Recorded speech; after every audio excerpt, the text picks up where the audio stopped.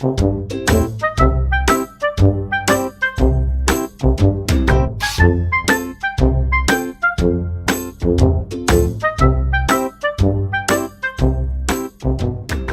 so explain to guys where the G-spot is and how to activate it. What would be the best way to describe that to a guy or a girl? Oh gosh. Well, it's way up there. Keep on pushing. Is there something wrong with you? Mike could not make it again. The show will go on. A mom that shocked her teenage daughter with a tattoo to measure penis length of future lovers. What the fuck happened here? Some people are really into toes. Are you a toe person? Sometimes. Men reveal the most insane things they have overlooked to get laid. This ought to be good. And we're going to see if Matt agrees or disagrees. She, number 14, pretty short and sweet. She pissed in my windowsill.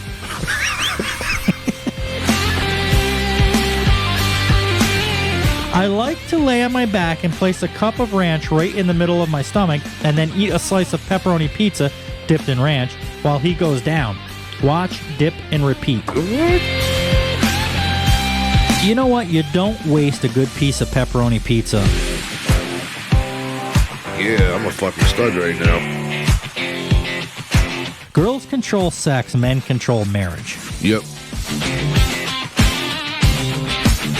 No. I want, when you get up off of my face, I want to look like a fucking potato head. Yep. With my ear in one hole and the fucking, my mouth up where my eye goes and shit. Yep.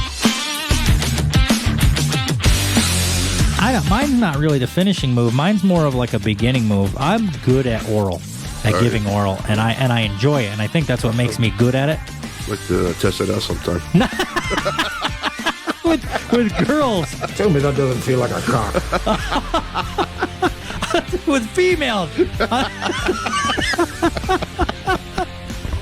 Oh my God.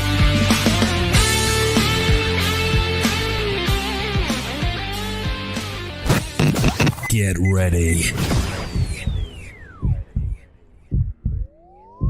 I'm funny how? I mean funny like I'm a clown, I amuse you? What do you mean funny? Funny how? How am I funny? Headphones on. Headphones on. Microphone in position. Microphone in position. Decks on. What's what you do with that thing? Decks on. Tapes on. Tapes on.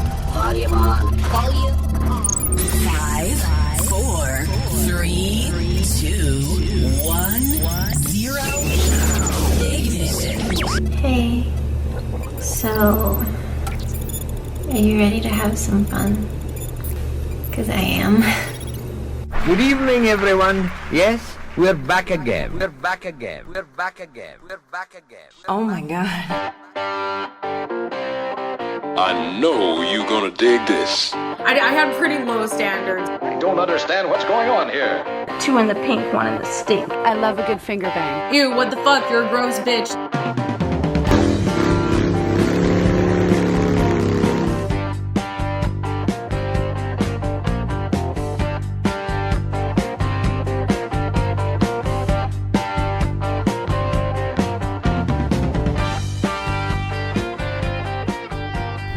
Not used to putting things in front of my mouth. No. You get used to it. Eventually you put them right in your mouth. Yeah. All right, so it's Wednesday, February 9th. This episode is going to come out on the 14th, Valentine's Day. Do you have anything planned for you and the wife? Didn't really think about it. I'm one of those guys that kind of forget about that day until it comes up. But we're really not into that whole Valentine's thing. We'll just do maybe a card or I'll get some flowers for her. That's about it. You guys been together long enough now? Yep. But still, it's like that old, you're damned if you do and you're damned if you don't. Yep. She'll tell me, no, don't give me anything.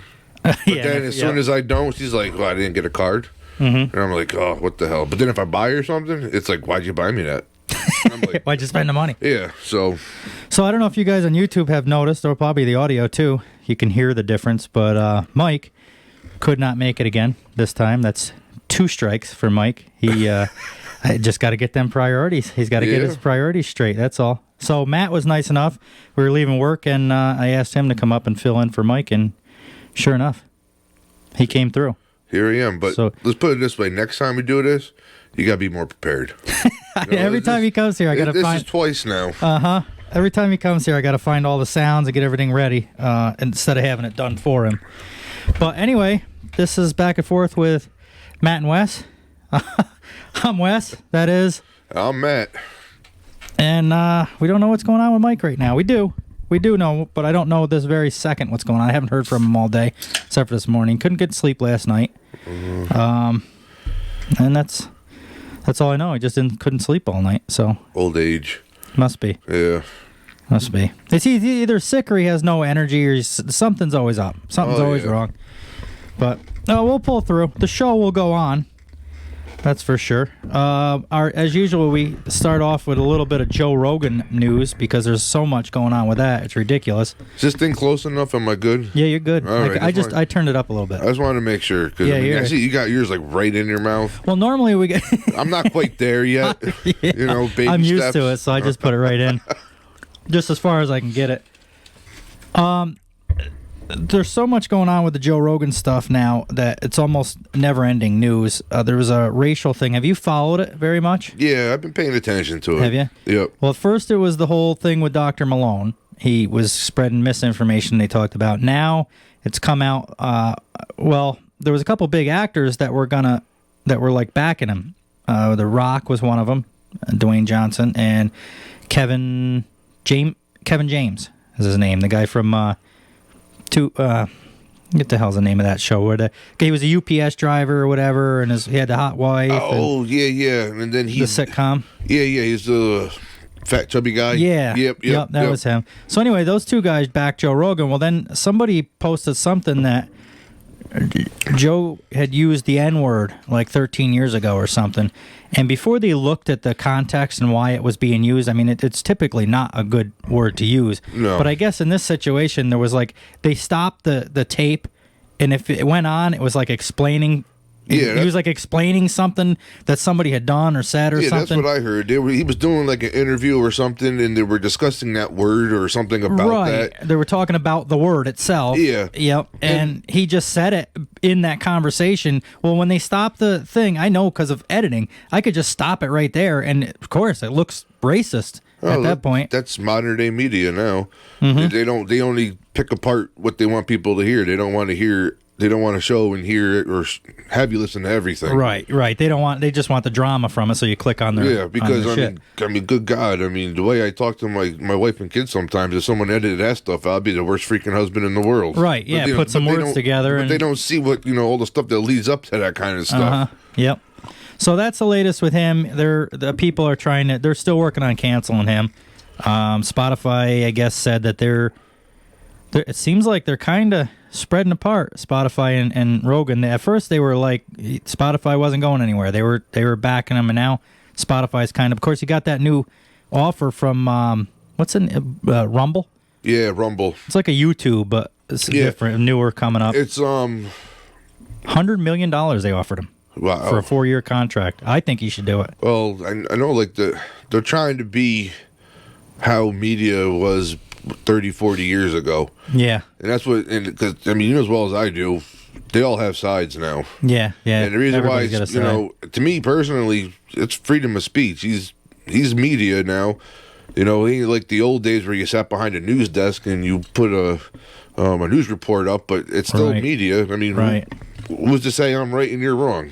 Right. That was the whole point. That's the whole point of the United States. And that's the thing, from being somebody that does a podcast, and you kind of aware of it now from just talking to me and doing it a couple times, and Mike knows because he does all of them with me, that we don't have the same opinion that all our listeners do. But I guess the best thing you can look for is just to have listeners that understand that what they think and what I think or what you think might not be the same. And you just overlook that and go on to the next thing. It's not like you got to shut people down because they disagree. I think people's are just fucking butthurt now is basically what it is. No matter what you do. If everybody's a bunch of pussies. If you're not on this side, then you're wrong. If you're not on that side, then you're, it's all bullshit now. Right. I'm sick of it. I don't give a shit no more. You know. So anyway, the Rock had backed Joe Rogan until he found out about this N-word thing, and instead of looking into it a little deeper and finding out the context, he made a post or something saying that he was sorry that he backed him and he's out. Well, since then, about a week later, they found a video of him making fun of Chinese people. So it's like, how deep do you want to go? It's never ending. And there was even an article where they were saying that Rock was sorry that he ever did any of this because now he's getting involved. Yep. It's like, well, good, you motherfucker. You want to be like, you should have looked into the context and found out what you were talking about before you. I mean, here's the deal: are we going to cancel every actor that done a movie that had to say the N-word? Right. There's movies out there where white people drop the N-bomb. Yeah. Because that was part of the role. We're going to just cancel everything now? Right. It's you get butthurt. Can't do well, sometimes you think about like history movies and stuff where they're trying to portray back in them times, and you say it for that reason. You know what I mean? To portray what happened back then. And it's funny you say that because have you heard about the Whoopi Goldberg thing? No, I heard that she's got like taking a break or something. She's taking a break because she said the Holocaust and Hitler going after all the Jewish people wasn't a race thing. Oh, so people got pissed off and but I don't know. Last time I studied that stuff, Holocaust was about killing the Jewish race. Hitler even said it. I don't like him. Right, he didn't like the Jews. That was the whole thing behind it. She gets a 2-week suspension. Ain't no one trying to cancel her. Yeah, see that, and that's the bullshit right there. Why she can't? Now Rogan didn't even really, like I said, if you listen to the context, he wasn't even being racist. Yeah, but yet they won't get rid of her. They'll get rid of him.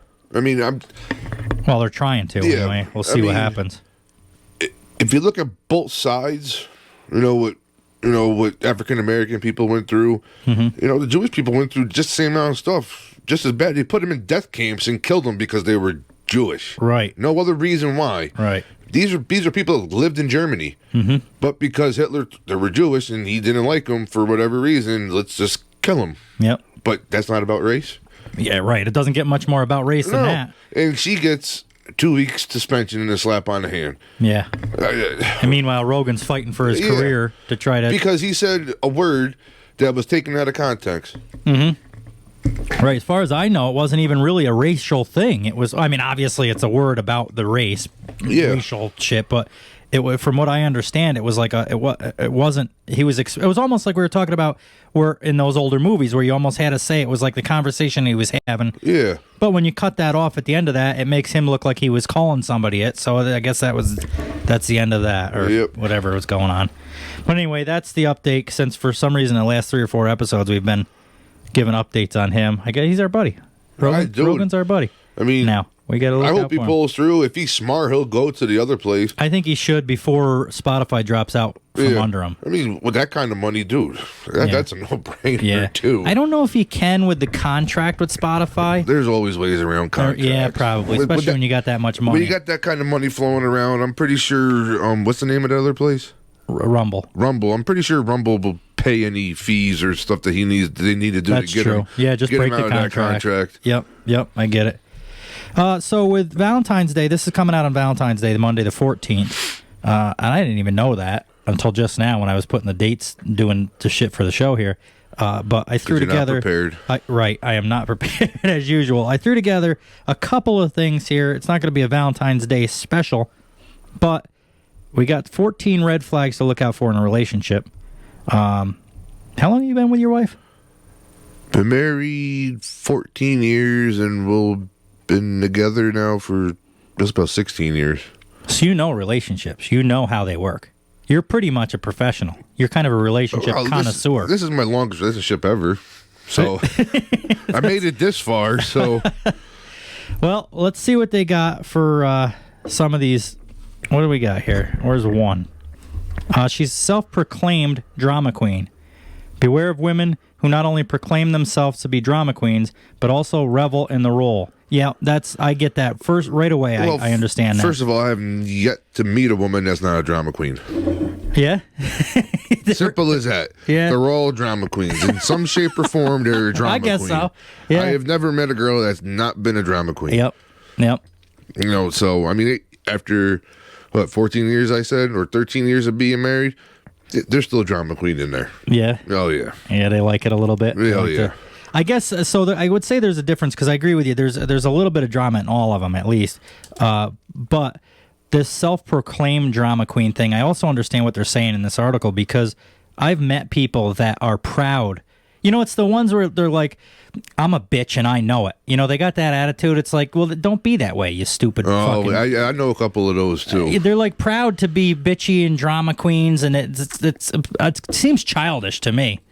It's like, what are we? We're 17 again? Yeah, when you get to a certain age, me and my wife talk about this before because we know some people that are kind of like that, and we kind of talk. When you get to a certain age, it's kind of time to grow up. Yeah. You got to get rid of the whole tough act, like, I'm a bitch. Right. All right, good, you're a bitch. What it is people have said it to you too many times, and now instead of being embarrassed about it, you just play it off like I meant to be that way. Well, I'm an asshole. I was an asshole younger. I don't want to be an asshole anymore. You're right. Right.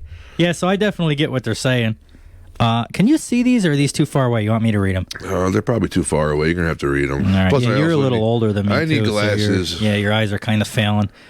You can't stand any of her friends. You don't need to be besties with her friends, but if the thought of spending an hour with one of them makes you want to jump in front of speeding traffic, then you might have reason to be concerned about your relationship with your gal. This must be, what is this, red flags and women? Yeah. Oh, it's relationship. It seems to be it's all about women now for some reason. Yeah. But I guess they could work in both ways. I mean, if girls don't like your guys' friends, it's the same thing. But that doesn't seem like such a serious one, but... I've been pretty lucky. Yeah. With my wife. All her friends, I've gotten along with. Yeah. Yeah, so I've been pretty lucky that way. Yeah, that makes it easy. And same thing with me. A lot of my friends, my wife's got along with. I don't think she's not like any of my friends. Mm-hmm. So... Well, so it goes on to say if you can't stand being around her friends now, there's a chance you'll feel the same way about your partner later. So that is good. That's probably why you guys have lasted so long because you're obviously when I guess you're somewhat like your friends in some aspects. So I guess if you didn't like her friends, you wouldn't end up liking her. Yeah, and especially after so many years, they kind of become family, especially the ones that stick around. Right. They become friends with you. Yeah. Eventually. Number 3, this is the 14 red flags to look for in a relationship, just for anybody that wasn't paying attention. She says all her exes are jerks. There's a possibility that every man she's ever dated was indeed a jerk. If that's the case, what does that say about her judgment? And what is it about her personality that draws her to losers? And that also means you're probably a jerk too, as people tend to follow the same scripts and patterns across relationships. The more likely scenario is that some, but not all, of her exes were jerks, and she's downplaying her role in the relationship going. So basically, she's just not taking any accountability. And if it, like they're saying, if it was in fact that all her ex-boyfriends were jerks, then what the fuck is wrong with her for constantly, bringing them people towards her? Yeah. You see, not quite sure. She never, a lot of her ex-boyfriends or flings were her brother's friends because her brother played hockey. Yeah. So she got stuck following around the hockey team. So she lived basically with the hockey team. So a lot of her boyfriends, flings, or whatever were all her brother's friends, which is kind of weird because when we first started dating and shit like that, meeting her brother's friends, I used to go up to him. So, did you ever fuck my wife? You did, yeah? Oh, just yeah, right dude, out? I had one kid fucking in tears. I swear to God, I didn't mean to. I only did it a little. I swear. I only did it a little? Yeah, that's because it's all he had. I'm sitting there fucking cracking up, laughing. I don't give a shit. Tell me that doesn't feel like a cock. Because I don't give a shit. I'm not a jealous person. I had a relationship that I was nasty. Like you were, or she was? No, I was. You were jealous of her, or no? Whatever? Prior to my wife, I was in a relationship, and it was just a really nasty relationship. Like, I was always watching over my back. Is she messing with this guy or that? There was trust issues. Yeah. After that, I said, never again am I going to go through that shit again. Yeah. So when I met my wife, it was weird, and as time went on, I'm like, dude, I'm not going to get jealous. So eventually, it just goes away. Yeah, if you want to do this, if you want to try to make me jealous, yep. Do I have to get it closer? No, you're all right. It's just this is like doing that on the thing. I'm like, so you're all right. If you're trying to make me jealous, stop because I'm not playing that game. I've already been there, done that. It ain't worth doing. Yeah. It's the way I look at it. You're with me. I trust you. You should trust me. Let's just go on and merry way. Until one point where I tried hooking her up with somebody in a bar. What, when you were dating? Oh, yeah. We were dating for a while, going out, and I'm like, yeah, you see, because she was always like, why don't you ever get jealous? I'm like, I don't give a shit. Either you're with me or you're not. Yeah. So I'd be like, hey, look at her. Wish I could be more that way. Yeah, you want to? Yeah, go for it. And she's like, what the fuck's wrong with you? I'm like, dude, I don't care. I love you. I don't want to be with anybody else, so I'm not going to play this freaking game like we're in high school. Am I going to get jealous or not? Well, it's almost like you win either way. If she doesn't go to the guy, then you won her. Yeah. And if she does go with the guy, then you know that she wasn't the one that you wanted to be with anyway. So I guess you almost can't lose in that situation. Girls can't either, and if the roles are reversed. Yeah. I would say. But yeah, I don't. And then her boyfriend before me, he was a fucking loser. He was. Let's put it this way: if I ever meet him outside, there will be hell to pay. You will see the. I'm glad you're saying that about him and not me, because you're a big boy. No, it will be. You will see the 300-pound fucking gorilla fucking go ape shit. Yeah, he was a dick. He was Well, you just treated her bad, like hit her or shit. Oh or? Yeah. Oh really? Yeah. I definitely saved her. And the funny thing is, I knew the kid too. I didn't even know I knew the kid. He worked in Colony at one of the local gas stations that I used to go to all the time. And when I met my wife, we were talking about him, and he's like, "Oh yeah, he used to work at this place." I'm like, "Is he a little short? Glasses?" Yeah. I'm like, I know this fucking kid. I used to fucking smoke pot with him outside of the fucking gas station and shit and everything. How old were you for this? Oh, this is when we first met. I was in my mid-20s, like 24, 25. So you weren't a kid. You were, No. Yeah, all right. So, when we first met, he picked her up from the bar one night. And she's like, I want to go out. She told me it was his brother, or her brother, picking her up. Oh, okay. But she didn't want to tell me it was him. So I'm like, well, let me go out and meet your brother. Oh, no. I'm sitting right now, and boom, it comes out, it was him. And then he found out that she was dating me, and then he made the stupid mistake saying he was going to threaten me and come. So maybe I wasn't paying attention. Were they dating when you guys were dating? Yeah. Or okay. Yeah. So it wasn't like he was just chasing her around and wouldn't leave her alone. It wasn't. I think it was more or less she was afraid to leave. Yeah, but she was over it. She was over it. Yeah, And then when she met me, it was like, oh, look at this guy. I'm good. I want to be with him. And obviously, me being me, anybody's going to be stupid enough to try to go after her with me would be a bad thing. Yeah. So you're one of them guys that got like you're goofy and funny and stuff, but I could tell that you like it would be a whole different Matt. Yeah. If there's a whole other side of me that a lot of people don't know when I was younger. Yeah. That's probably not a side that I'm not proud of that side, but I was definitely an asshole and a punk. And yeah, I think we were all a little bit of an asshole when we were younger. I'll be the first to set it off and the last one to run, and I wouldn't give a shit if I got my ass kicked. What changed? Because like at work, like I bust your balls pretty hard about shit, and I pick on you about this and that. I mean, we all do it to each other, so it's kind of just mutual. But like, what do you think has changed that doesn't doesn't piss you off anymore, and you just joke along? Age, just maturity. Yeah. I guess that you're right, because the same with like you realize that jokes are joke. You don't have to fucking hit people because they're just joking around. Yeah. You just joke back and continue on your life. Age and it's just age. Yeah. I don't. What the fuck? Life's too short. Yeah. No need to get pissy over fucking nothing. So. Number 4 of the 14 relationship red flags, was it? I think that's what it was. She's a flake. We all know. What does it say? We all know that trust is an important aspect of a strong, healthy relationship, and it's hard to trust someone who flakes out on you all the time. Watch to see if your gal follows through on her commitments in all aspects of her life. I had a girl get a hold of me on Snapchat one time, and I didn't even know who it was. I thought it was like one of those scammers or whatever. And then she like started talking to me, and she was good looking, so I kept talking to her. And it got to the point, like I'm me. You don't really know me that well. Mike knows me pretty good, but like I'm not really looking for nothing. I'm too like with what we were talking about, trust issues and just bachelor life and whatever. So I wasn't paying too much attention to it. And eventually she asked me to hang out. So I was like, well, all right, yeah, I guess I can. So it was like Wednesday, we're gonna hang out Friday. Thursday comes, nothing. Friday comes, and then I get the text message. Oh, my dad went to the hospital or whatever. I got this and that. So, all right, no problem. So then the following week, I get another message from her. Hey, let's hang out. All right, no problem. So it was supposed to be a Saturday night that night. Saturday, so that was like a Wednesday, midweek or whatever. I didn't hear nothing from her from that until that Saturday we were supposed to hang out. So I'm like, well, what should so I text her or whatever and was like, what time am I picking you up? Well, something with her cat happened. And she's like, well, we'll reschedule. And so the next week, it was and it just kept going on the same thing. And I'm thinking to myself, stop fucking asking me out if you ain't going to go out. Well, like, I don't even care to go out with you. I mean, I would have. I'm not saying that, like, I hated her or nothing. I would have gone out with her. But, like, you're the fucking one asking me all these times to go out, and then you don't do it? Why? You know what that is? That's either her husband's changing his plans, or her boyfriend's changing his plans. Something better came along, and she can't get out like she thought she was going to be able to. It's either A, that, which I think is probably what it is, or B, I think people just like attention. I think they flake out because they don't actually want to go out with anybody, for that matter, but they want the attention from everybody to know that they still got it. Mm-hmm.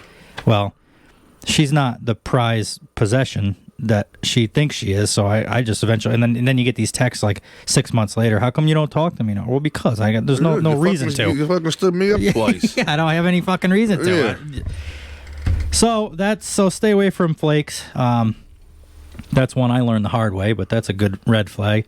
Number 5, she treats waiters like crap. You can glean important information about a person from the way they treat strangers, especially those in a server role like a waiter, barista, or bank clerk. One of my exes was we've talked about her on the show before. She was probably the most psycho girl I ever met, and she was one of them ones that if the fucking one French fry had a little skin or something on it and she didn't like, it was take this food back. And it wasn't like, hey, this is the wrong order, can I exchange this for something else? It was like, I can't believe you guys fucked up my food type attitude. Oh, really? It was like that. It was embarrassing to be with her, really. Wow. It got to the point where I'm like, just shut up, I'll eat the fucking food so we don't have to go have a whole scene. But she wanted that. She wanted the whole restaurant to see her do that. And she turned out to be one of the more psycho ones. So that's the truth. I from meeting your wife, I can tell you that she's not that way. No, actually, believe it or not, we had our anniversary back in August, and we went to the restaurant up here, and it was at our anniversary, like, order whatever you want. So she wanted the big filet mignon and everything, and she gets it. She's eating. Is it the one down there that we've been talking about? They had the fire the other day in the basement? No, the other one. Okay. The one on the lake. I got you. And then we're sitting down eating it, and a filet is supposed to be, at least medium rare. Right. And she cuts into it. It's fucking well done. And she's eating it. And normally we're not really ones to bitch and complain about food, but that was like the first time I was like, no, time out. I got the waiter and said, hey, look, this is supposed to be a filet mignon. Yeah. This is just a fucking piece of leather on a plate. So, and she was willing to eat it, but, I felt bad. I'm like, because she wouldn't say anything, I was like, no, I can't. It's our anniversary. So, they ended up comping us our dinner, which was nice of them and shit like that. But, yeah, no, she would have just kept on eating. But it's more, you almost had to, like, force it to happen. Yep. Yeah, see, and that's the way. There's nothing wrong with, like, if you go somewhere, and especially if it's expensive shit, like $100 plate or something, or $100 steak, it's like, well, for $100, I want it right. It's not like we're at Outback or fucking somewhere to, a $15 steak or something. I can get it then, but like with you guys, what you guys did, there's a whole way to go about shit. And I've talked about this, about how people treat me, will tell me how I'm going to treat them, because it's like there's two ways to come up to, like, for instance, at work, just for example. If the boss comes up to you and it's like, hey, I need you to do it this way or do it that way because of this. Okay, no problem. But when they come up to you, what the fuck are you doing? Why are you... it's a whole different... All right, now we got a whole different response to that type of... And on top of that, though, too, it's not the waiter's fault. He's just he's putting the order in and bringing the food to you. Yeah, right. It's really the person in the kitchen's fault who can't cook it right or did something wrong or whatever. Right. So why get all pissy at the waiter? It's not their fault. They're not the one cooking the food for you. Yeah, I get it. Let's see. Number 6, she expects to be treated like a princess. When one person comes into a relationship with a sense of entitlement and expectation that his or her needs should always come before the other person's, That's that whole immaturity thing and that whole proud to be a bitch thing kind of works in the same way, I think. And that's only good for like the beginning.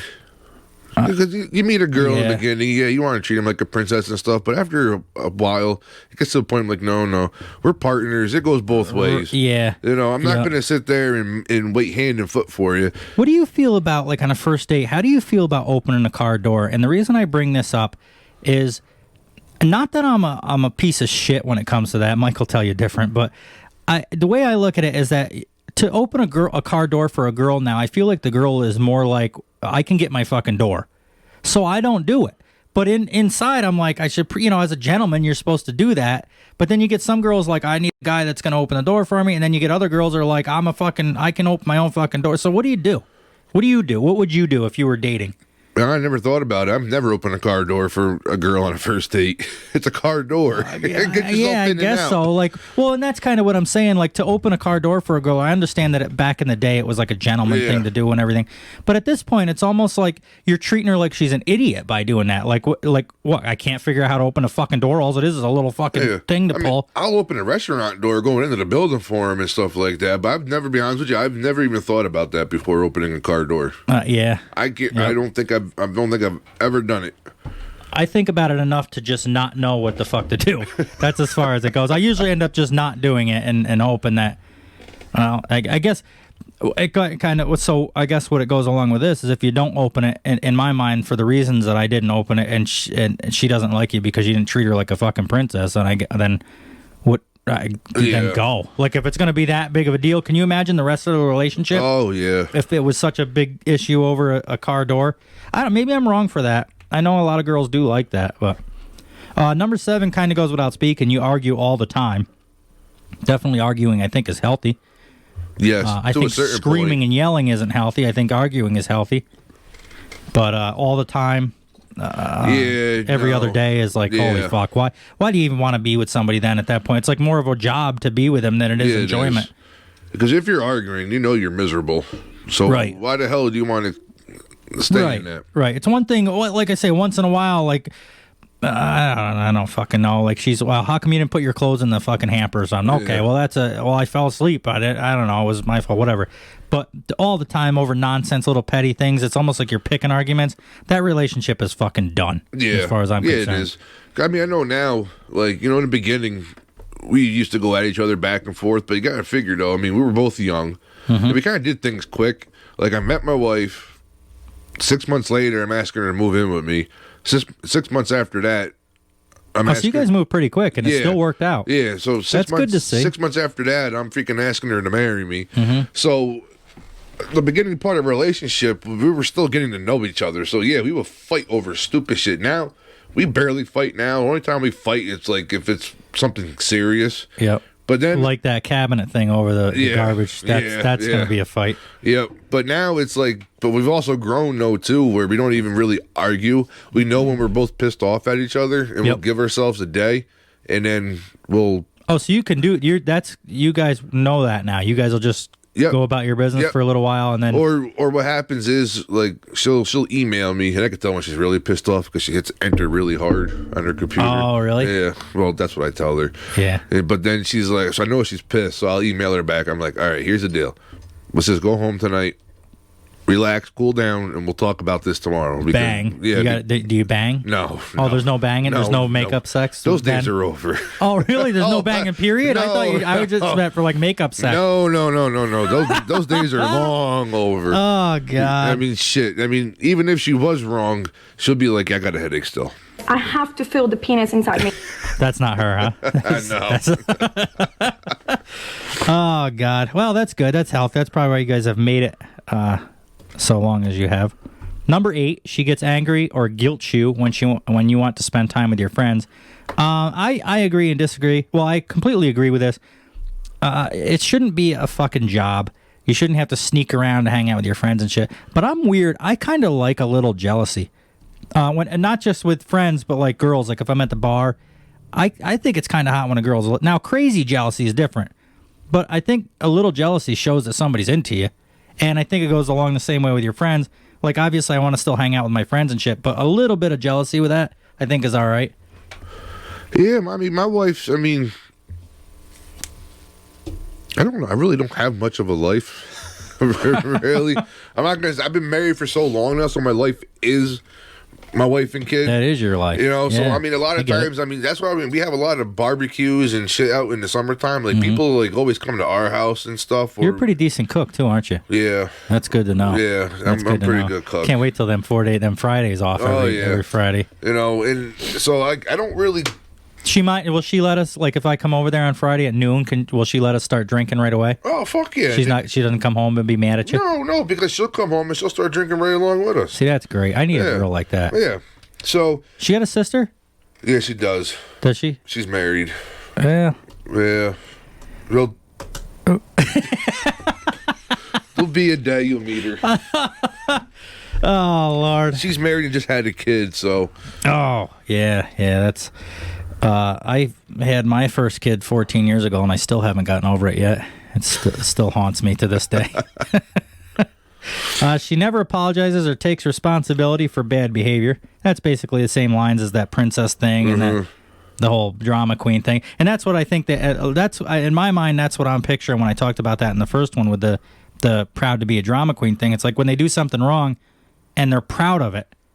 It's almost like the same thing as not taking responsibility. It's like, yeah, well, you could be proud of it all you want, but you were still a fucking bitch. Yeah. You were still wrong. And at least admit that you're wrong. Yeah, right. You know, when they can't admit it, that bugs the shit out of me. Mm-hmm. What's that? But we have to admit it. Yeah, we got to admit our feelings. Yeah, you know. You know, it's fucked up right now. Girls want these guys that are like in touch with their emotions or whatever. But if you're a guy that's in touch with your emotions, then you get fucking friend zoned. Because now you're not like the bad boy, and you're fucking uninteresting. Oh, you're not interesting anymore. No. All girls like bad boys, period. Yeah. There is. Absolutely. I've never seen a couple start off as, oh, we're really good friends. You know, they always want the bad boys for some reason. There's been no easier way to get girls than when you just don't give a fuck if you get them or not. Yeah. I mean, I'm not saying like I'm fucking hitting girls and shit, anything like that. Like, but when you're an asshole to girls, it's like they fucking want you more for some reason. How do you think I got married? Is that you? Yeah, that's how it was when you first. When I first met my wife, we dated. We went on a blind date. We met. You know, there was definitely something there. And a week or two went by, and I just stopped talking to her. Okay. She calls me up a month later.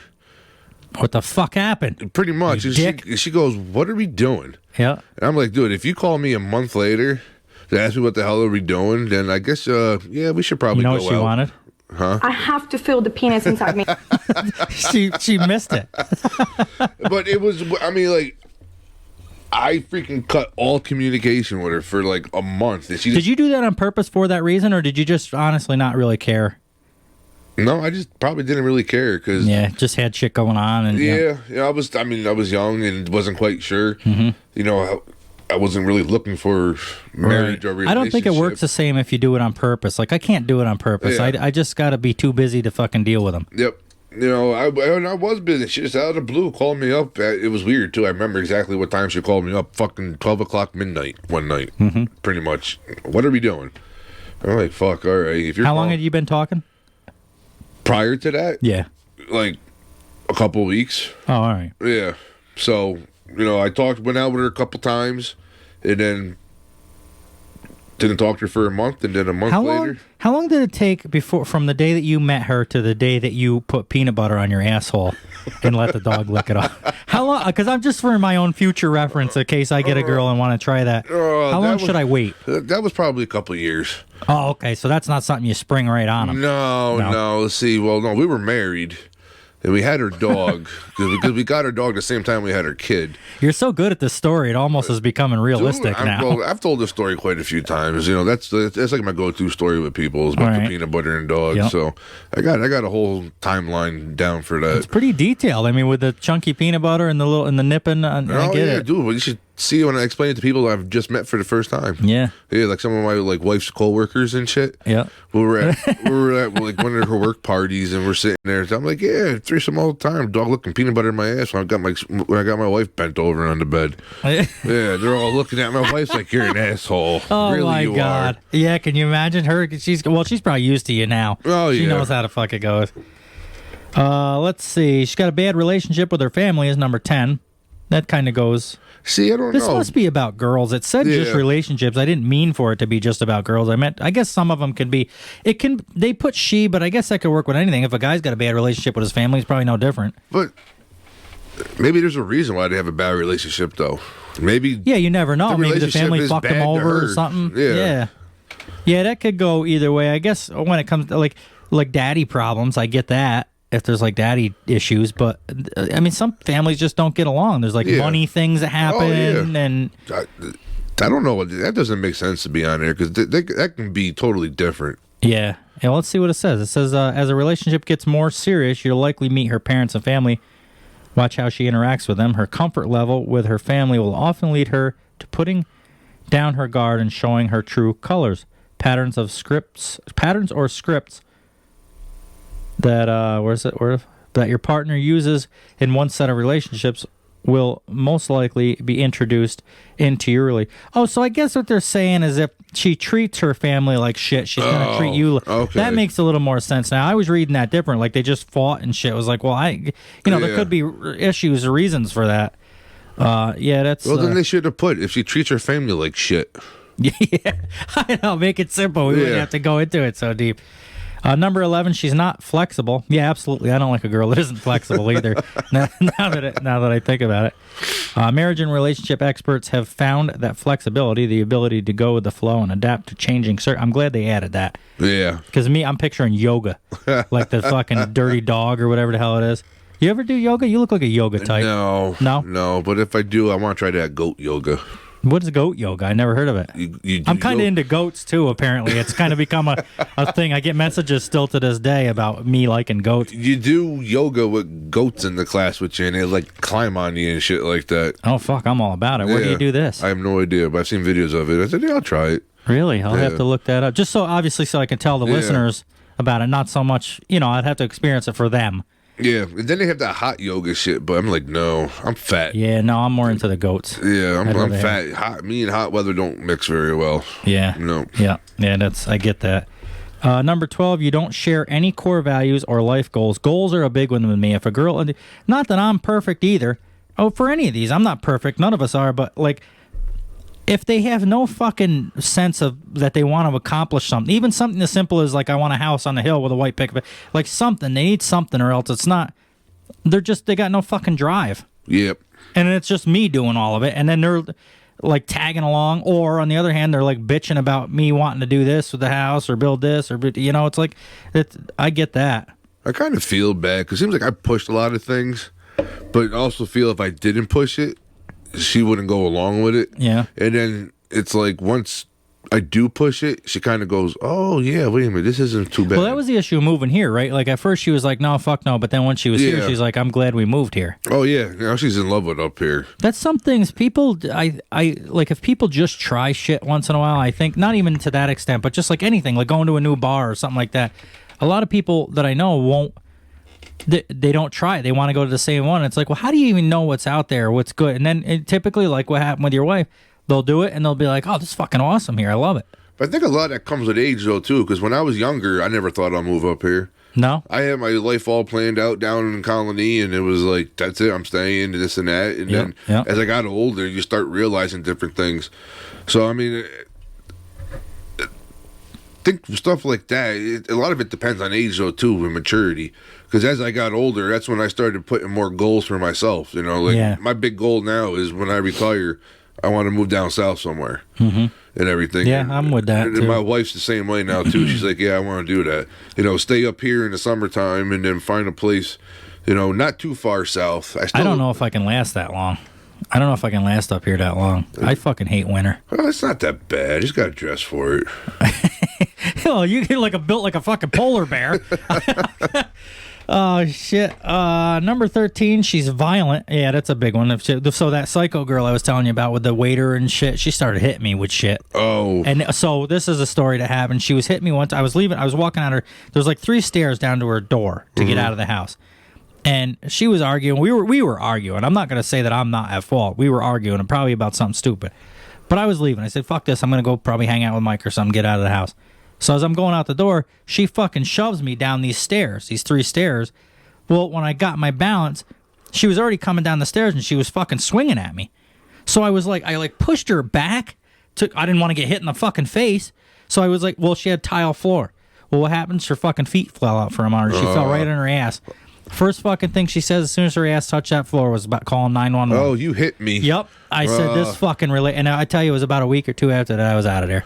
I Was said, she no Asian fucking by way. any chance? No. All right, because I had a girlfriend like that too. Did you? Oh yeah, she was fucking crazy, and she got violent. Yeah, hit me and all types. There was times I was laying in bed just next to her. I should just turn her over and start swinging at me. I'm like, what the fuck is wrong with you? Yeah, I don't care how much of a man you are, how tough you are. If a girl's fucking hitting you, get the fuck out of there. 'Cause you're just wasting your time at that point. I mean, maybe you could take the pain, but you're wasting your fucking time. And it won't end well either. No, because it's going to be more and more and more. And eventually it's going to come down all hell freaking brawl between the both of you. Right, because there's only so long I'm going to let somebody hit me in the fucking face, man or a woman. Like, I'm not a woman hitter or whatever, but, like, after 6 or 8 fucking closed fists to the fucking nose, it's like, I got to do something here, or this fucking chick's going to knock me the fuck out. So, I mean, then it comes to, like, a defensive thing. The last one, number 14, she's stingy with appreciation. Feelings of appreciation keep a relationship strong and running smoothly. Yeah, I guess so. That seems like a simple one, but yeah, that's if she doesn't appreciate anything you do. It's a lot of this shit. I think a lot of people look past these red flags because they're so worried about attention and just having someone that they overlook a lot of this shit and just be with these people anyway. So like stingy with appreciation. I mean, people, you shouldn't probably, like, if you don't appreciate each other, you probably shouldn't fucking be with each other. But I feel like at that point, you're just staying with each other because you feel like you need to be with somebody. I appreciate my wife, but I have a hard time showing my appreciation sometimes. Yeah? Yeah. I'm not a very emotional I mean, even though people say you're big, you're emotional, I am, but it's very hard for me to show emotion. Yeah. And I do appreciate things that my wife does, and there's times where I probably should say it, but I'm like, I don't for whatever reason. Well, here's one of them issues where, and trying not to sound sexist, I think just typically guys are less emotional than girls. For whatever reason, I don't know if it's a chemical thing in their brain or whatever it is. I don't know what it is. And to not sound sexist about it, it's just the way it is. So I think, like in your case with that, I don't really see anything wrong with it. I know a lot of like women listeners be like, "Oh, fuck you for saying that," but it's kind of just guys don't care as much about that type of shit. So a lot of times I think girls want that from guys, and we just don't. We're not doing it to be a dick. It's just like, I'm sure in your situation you're not doing it on purpose. It's just you don't fucking think of it. But I have been trying to be more like that, be more appreciative and tell her stuff, and I have noticed like her attitude has changed with things. There's certain things like she doesn't gripe on me as much. Yeah. Because I'm showing a little bit more. As long as it's helping, I guess. Yeah. Yeah. You know, I mean, so I guess a lot of this stuff comes with age, though. If you're comparing to young couples in the beginning of the relationship, it's kind of hard. You know, some of these things just change over time. I think every couple goes through all that. Yep. Yeah, I agree. Especially in a relationship that long. I mean, you just go through these stages of maturity, and some fail and some make it. So that was 14 red flags to look out for in a relationship. So I guess I kind of figured that would be like the beginning relationship, the things you should look for. On the other hand, since it is Valentine's Day, maybe we'll go a little negative here anyway. Is your relationship doomed? 9 behaviors that spell trouble. Number 1, you're keeping score, which I guess is right here. You know how many times you took out the trash, how often you initiated sexy time, and how much money you spent on your. I've done some of this shit before, and I've had people do it to me, and it almost goes, the more, if I do it to somebody, they do it more to me, and then I do it more to them, and back and forth, or if they start it, it's the same thing. It's like it's a never-ending battle until you might just, and I guess that's what they're saying, the 9 reasons that your fucking relationship is doomed. I feel everyone in a relationship does that anyways. Keep score? Yeah, especially when you've been together for so long. It's almost hard not to sometimes. Do you ever do the sex thing, though? I think that's a big one when you don't, like, it's been 3 weeks since we've had sex. What the fuck? Yes. Yeah, I think there's something to that, and it's always, you always hear from the other person, it's like, well, I got a headache, or yeah, but it's been 3 fucking weeks. There's something, and then they kind of make you feel like you're the one that's at fault for wanting it all the time. It's like, well, it's not, I don't even really want it. It's just the fact that we ain't having it is like, Something's fucked up. See, but I've noticed though, attitude change. You know, when you tell is when you tell your wife you appreciate her and stuff like that, and yeah, go ahead, press it. I have to feel the penis inside me.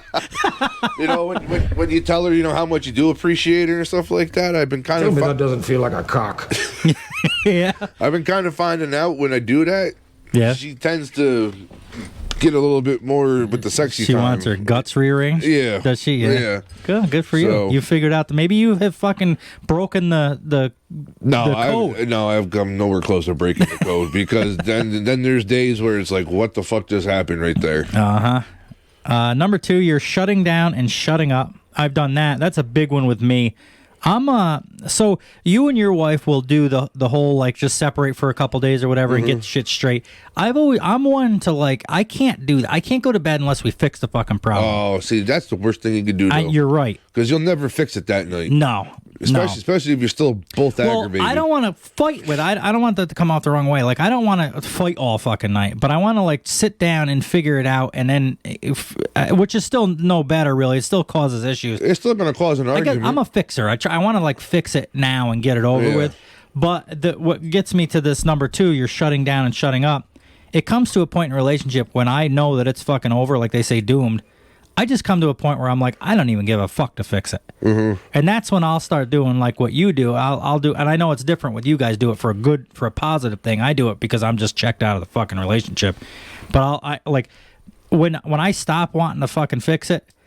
If you're dating me, start packing your shit because you might just I'm either gonna fucking leave or I don't know. It's gonna dwindle away. Yeah, is what's gonna happen. Number 3, the best dating relationship or dating/relationship advice on the web. Oh, this is fucking nothing. Number 4, you can't see the positives. That kind of goes along with what I was saying. I'll do that too at a certain point. I do a lot of these, actually. I think everyone does. See, I don't. These lists, I don't think they're 100%. It's like an obvious fucking list. Yeah. Every relationship I've ever been in, from the day I was in freaking 9th grade till now, done all this stuff. Yeah. It's just part of a relationship. It's just, you got to figure out to work through it. Yeah, that's the key. If you don't want to work through it, then it's not going to work. So do you look at, I go back and forth on this. 1 month I'll go one way and the other month I'll go another way. Do you think relationships take work or are they just supposed to go freely? Because 1 month I'll think, yeah, you got to work through your problems and make a relationship work. It takes a lot of hard work to make a relationship work. And then the next month I'll be like, if it doesn't just work, it ain't the right one. No, you have to work at it. Yeah, so you're on that side. Yeah, okay. You have to work at it. If not, it is going to go stale. It is going to go stagnant. You aren't going to give a shit. Yeah. I think if you're working at it, it proves that you do give a shit. Okay. That's fair enough. I have no say in either way. I flip flop. So this is the longest relationship I've ever been in. I'm married. I don't want to get divorced. I've known couples that got divorced. I mean, shit, my parents got divorced after 30 some odd years. We keep you on enough of these fucking podcasts and you'll be divorced. Yeah. Well, no, my wife actually thinks it's hilarious. Oh, does she? Oh, yeah. Has she listened to any other ones or just that one? Just that one. Oh, yeah, they get worse. There's some bad ones. Yeah, but like I said, she's married to me, so a lot of the shit that goes on here, she's pretty much heard it from my mouth one way or the other. Yeah. But, you have to work at it. There is no ifs, ands, or buts. If you just think it's just going to work like you're watching a fucking movie, it's bullshit. Yeah. I mean, all the way from, you got to work on money. You got to work on... Money's a big issue in relationships. Oh, it is. It can be a big issue. It is. It's you got to work on money. You have to work on your mental health between the both of you because you're both stressed over the same fucking things. Yeah. And then you have to work on a sex life. 14 years with the same person. But see, now this is where I differ a little bit from you right now. Next month I might think different. But when you say you got to work on a sex life, to me, if I got to force myself to have sex with somebody, I don't feel like it's the right person. It's not forcing to have sex. I mean, you don't have to force me to have sex with my wife. I'll still do it. But it's like, what do we do to maybe bring it back to that feeling it was when we were first start dating, type shit. I mean, because we could do it. We could both lay there and go, yep, this is great. Oh, yeah, okay, we're done. Well, that's what it comes to. It's almost like I just want to fucking finish and get, when I get to that stage, when it's over, like when the relationship is doomed, per se. There's times where, like, our sex life gets a little stale, not going to lie. It probably happens to many married couples or couples that have been together for a long time. But then there's times where it's like, all right, this is what we're going to do. We're gonna get the peanut butter. I'm pretty lucky this way. My wife, she's not prude. She's into some kinky stuff. So this is what we're gonna do. And she's all for it. And then we have at it for like a month. Well, I seen them fucking hooks on that headboard behind the TV. There was a reason for those. So I'm just saying. Stupid little things like that. You don't have to get crazy. People are all like, oh, we have to have a threesome. I have to bring another person. No, you don't. You just got to just spice shit up a little bit. We'll pop a porn on and watch a porn while we're doing it. I try to make believe, I'm a porn star, and same with her. And, we have her fun. And then all of a sudden, I bust my nut too quick, and she's fucking yelling at me. I'm having a cheese sandwich again. Like this fucking past weekend. You think I'm going to have your cheese sandwich now? So it was the night after the last episode that Matt was on. I get a text message the next night. She's like, what was it? It was just, I'm having my cheese sandwich for the night or so. I knew just what he fucking meant. If you guys haven't listened to the Matt, what the hell was the name of it? Who the hell is Matt? Yeah, who the hell is Matt? Yeah, if you look up that episode, you'll understand Matt a little bit more. Number 5, you're overstepping boundaries. You just don't give a fuck anymore. That's basically what all these come down to. Is you just don't give a fuck anymore.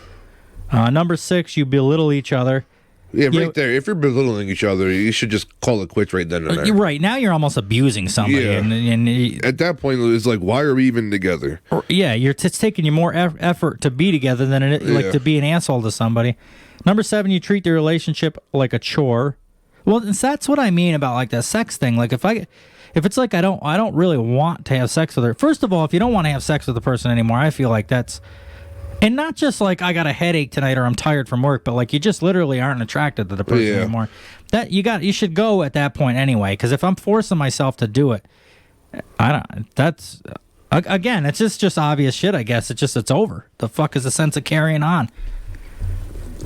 Is that it? No. Number 8, you look for ways to escape. Yeah. Yeah, but even when you're married, you still kind of look for ways to escape a little bit. You have to keep your fucking sanity. That's true. Yeah, that's a good point. Like. For example, today, I told my wife, I'm like, I'm going to do the podcast with fucking Wes and shit. And she's like, okay, have fun. And it's like my own little escape. She's cool with it. Well, I think that's different because you didn't really like come over here like, oh, fuck that bitch. I got to get away from her. I don't feel like it was like that. I think it was more like you were just like, I'm just going to have fun for a couple hours and then go home. And you guys aren't, I guess I take that like a, so you guys got a good relationship is the thing, and I'm not used to that, so I don't know how to talk. And no, it's not unfortunate. We do have a good relationship, and yes, it's took freaking time. Did you hear that? Did you hear him say it's unfortunate that we have a good? He's sick. He's checking out right here. No, not. He's checking escaping. Out. He's checking out. It's over. It just it takes work. It definitely is taking work. Sure. Number 9, you've stopped listening to each other. Yep, that's just checking out. I mean, it's just I don't give a fuck. I stop listening all the time now. I used to go, all you gotta do is remember a couple words she said. Are you listening to me? Yeah, you said that the peanut butter's in the other cabinet now. You're a fucking veteran.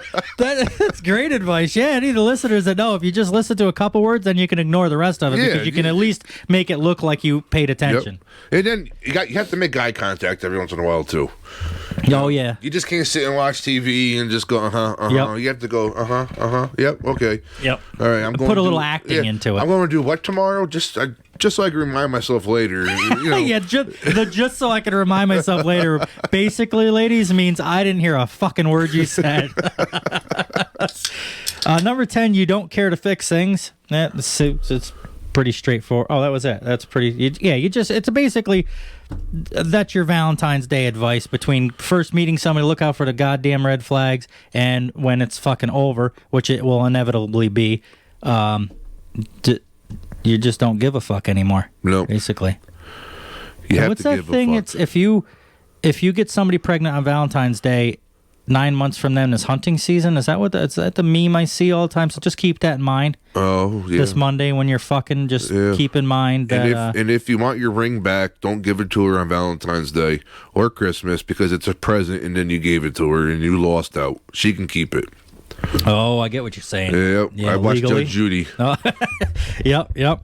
Yeah, I could see that. So just wait till tomorrow. That's why when I proposed to my wife the weekend before Christmas at our Christmas party, not on Christmas, because if I did, she would be able to keep the ring if we ever separated. No shit. Yep. I took the fucking ring right back in this last crazy one. So what I did is I thought that if I thought it would make her fucking like real, because she always thought I was fucking other people. Mm-hmm. And I wasn't, honestly, but she always thought I was. So I was like, well, if I fucking ask her to marry me, maybe she'll... This is my stupid way to my brain. You can't do that. No, you can't. But No. it was completely wrong. But in my mind, I'm going, if I fucking do this, maybe she'll fucking see it. And I'm telling... No, you can't Well, no, do that. it made her fucking worse. So about a week later, I grabbed that fucking ring off the thing and I brought it It's right just back. like couples who have a kid that think they're going to make it better, too. You're right. If it's already fucking bad, it's only going to get worse. Don't have another kid because you want a kid to try to make it better. It ain't going to make it better. It's Right. going to make it even more worse. Yeah, not only that, but you're torturing a fucking child now too. You brought somebody into this world into a fucked up situation to begin with. Yeah, that's almost cruel at that point. All right, so I guess that's your Valentine's Day bullshit for the Back and Forth podcast. Anything you want to add you want to tell your wife you love her or anything like that, or you? No, I tell her every day. Yeah. Yeah. I noticed when you were getting the dog and you called her looking for the medicine for the dog, I noticed she said, I love you at the end of that. And then just before that, when you guys talk, you said it to her. Do you guys say that at the end of every conversation typically? Yep. Do you? Yep. Think that's important, or is that just something you guys just do? No, I think it's important. Yeah. Yep. The only time we don't say I love you to each other is when we're pissed off at each other. If you ever hear me talking to my wife on the phone, I go, yep, bye. Uh-huh. Yeah, that means we're definitely pissed Do you have a name for her, like Babe or Hun? Or Yeah, Babe. It's Babe? Yeah, I can't Hun. I don't Hun. You got to try to... I wish we had a camera. I wish we could give you a camera somehow. She'd see it so it wouldn't work. But next time when you're like being nice to you guys are getting along and everything, just call her full fucking name at the end of this. And just see what the fucker reaction is. So the first thing in fucked up news and making fun of people, which is typically what this show has become, and I'm with it. I'm with it, because there's plenty of shit to make fun of. Also, I made a post on our Facebook page to if anybody comes across any crazy fucking weird ass. I saw that. I've been trying to look. Yeah, there's been some people. I got a couple messages from people, but if you come across any crazy porn news or like OnlyFans news or any any fucking thing really.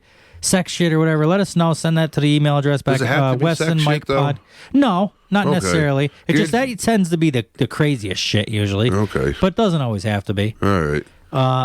But yeah, send that to Wes and Mike what is it? Wes and Mike Podcast @gmail.com. Jeez, without Mike here, you gotta get your shit together. I know. You can't remember your own Gmail account. It's there. That's an update too. I guess I wanted to bring up is the merch stuff. Today was supposed to be the day that the hoodies came to see what the logos look like. I have since. I don't know if they did. He was going to bring them up, but he didn't come. I guess I'll have to find out tomorrow or whatever. He really let you guys down this week when it comes to the fucking merch. Everybody's waiting on the merch. He didn't let me down. He really no them people, the listeners. He let the fucking listeners. I only listen when I'm on.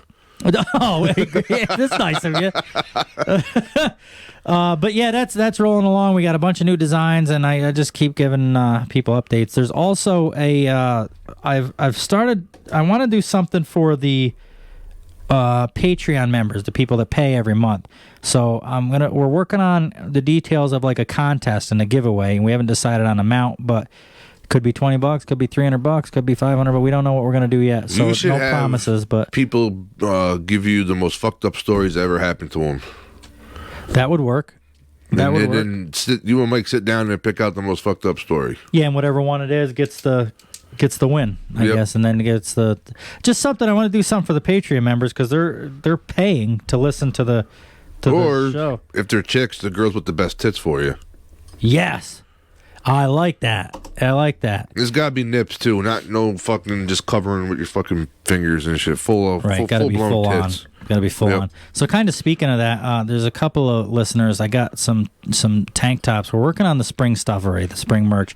I got a couple of tank tops going out to them. They're gonna do some modeling pictures for us. Hopefully they do some without the shirt, but you never know.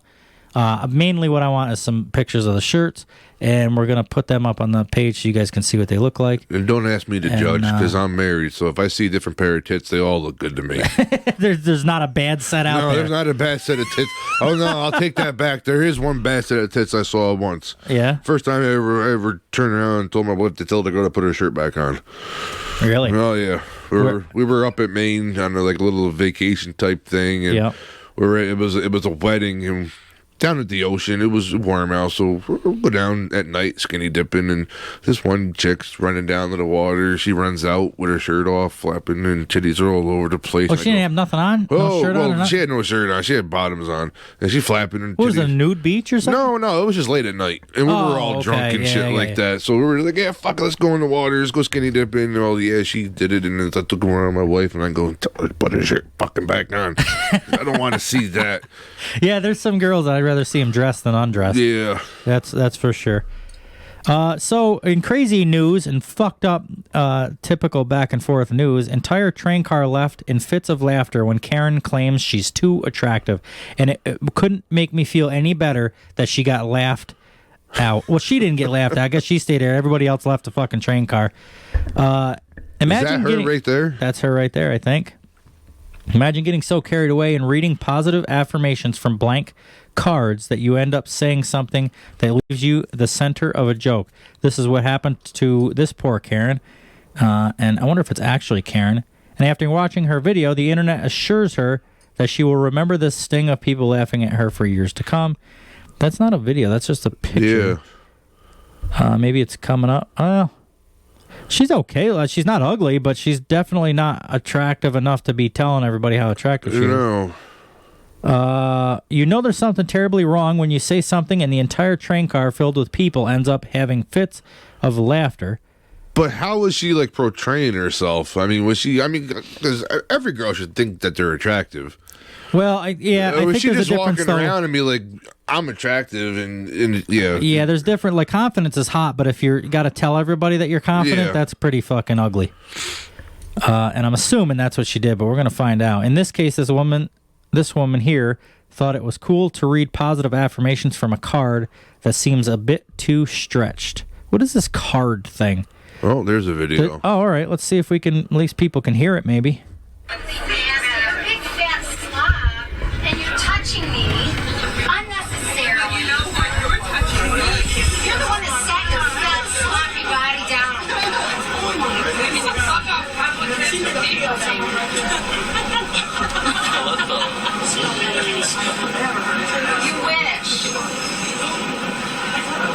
Be a silent object. Go to hell. She's not really saying anything about how attractive she is, but I can tell you right now, just the sound of her voice, she sounds like Fran Drescher. Yep. And I can tell you just the fucking attitude that her type, just from hearing that. Actually, you know what I think she really needs is just a stiff dick in her ass. Oh, you think so? Yeah. Do you? I have to feel the penis inside me. Yeah. Yeah, she definitely does. Yeah, let's see. The internet reacted equally. Oh, that's all it says. What a shitty article that was. But apparently, that sucks. I thought it would tell us a little bit more about it. And it's called research. Be prepared. I know. I should be more prepared. So it sounds like she's just a fucking asshole, and basically is what it was. She thinks she's hotter than she is, and we does it say where she's from? No, it doesn't say. She's from fucking Long Island or some fucking city, California somewhere. It does sound like that. I'll think they're all better than everybody. What happened is I read the title, and then I read here, and I was like, oh, that ought to be a good one. We'll get to that on the show. And then come to find out that was all they give you, basically, and then the rest you got to figure out for yourself. Either way, we've talked about it on the show before. If there's a hot girl and an ugly girl, but the hot girl is a fucking bitch at a party, I will talk to the ugly girl just to make the hot girl feel like shit for being so fucking cocky and such a piece of shit. So when this here happens, I am completely on board. I probably would have brought a tear to my eye to hear the entire train car laughing at this bitch for telling everybody how hot she was. Oh yeah. Actually, beauty can be very ugly. That's right. I've seen it firsthand. If you have to, yeah? Yeah. My crazy Asian girl that I dated. That's the one? Yeah. She was hot, though? She was hot, but by the end of the relationship, she was probably the ugliest person I've ever met. Sure. Yep. Yeah. Mentally, people can look not good. For sure. Here we go with some fucked up shit. We've talked about the metaverse. The Facebook is turning into this like this virtual world. And just recently, a woman was gang raped in VR on the metaverse. Says tech advances made it feel like real life. Our society's fucked up. Oh, it's horrible. I can tell you right now, the way our society is and the way everyone's all poor me and boo-hoo, and yeah, she'll sue and she'll win. You think so? Oh, yeah, because she was online and she was interacting with other people and they should have been thinking of her. I don't take rape lightly. Right. Neither do I. I'm not making fun of that. Virtual reality and you have technology hooked up to you to make it feel like certain things. Right. Because I know what's out there. I've seen them. They got fucking pussies that guys could put on that interact with other girls and shit like that. Oh, yeah. It's on Pornhub. Oh, I'll have to look it up. Yeah. So, I mean... They have fake dicks, too, for the girls? Yeah, they do. They do. Yeah, it's just virtual reality. And they can sit there and they have... Yeah. Tell me that doesn't feel like a cock. So if she's doing that, it's her own stupid fucking fault. All she had to do is take the fucking thing off and press the power button. And that's my thing. Like you just said, I would never make fun of somebody that got raped. I don't. This show gets pretty fucking crazy, but I would. There's a limit. I got a fucking heart. I can't. I'm not gonna. It's a small one, but I'm not. There's a fucking heart in there. But when it comes to this shit, like you just said, to me, this isn't fucking rape. No. Just turn the fucking video game off. Yeah. That's as simple as that. If that's the case, I get fucking game raped all the time when I'm watching fucking Pornhub. How many times have you played? I don't know if you, back in the day, I used to play Call of Duty. People would shoot me and then fucking teabag me. I mean, if you look at it, that's fucking raped. I've had multiple people do it to me. Yeah. But this is, I guess, and that's why I felt like it's okay to make fun of this chick, because I mean, come on. It's a fucking video game. If you don't like it, turn it the fuck off. I mean, unless someone was in the room, like, forcing her to do it, I guess, then maybe. Right, well, and that's different. But then I would have a heart for that. If she's playing along with these people and they do that to her, just hit the power button. Yeah. Walk out the room. A woman has said she was virtually gang raped in the metaverse and that the new technologies made it feel like real life.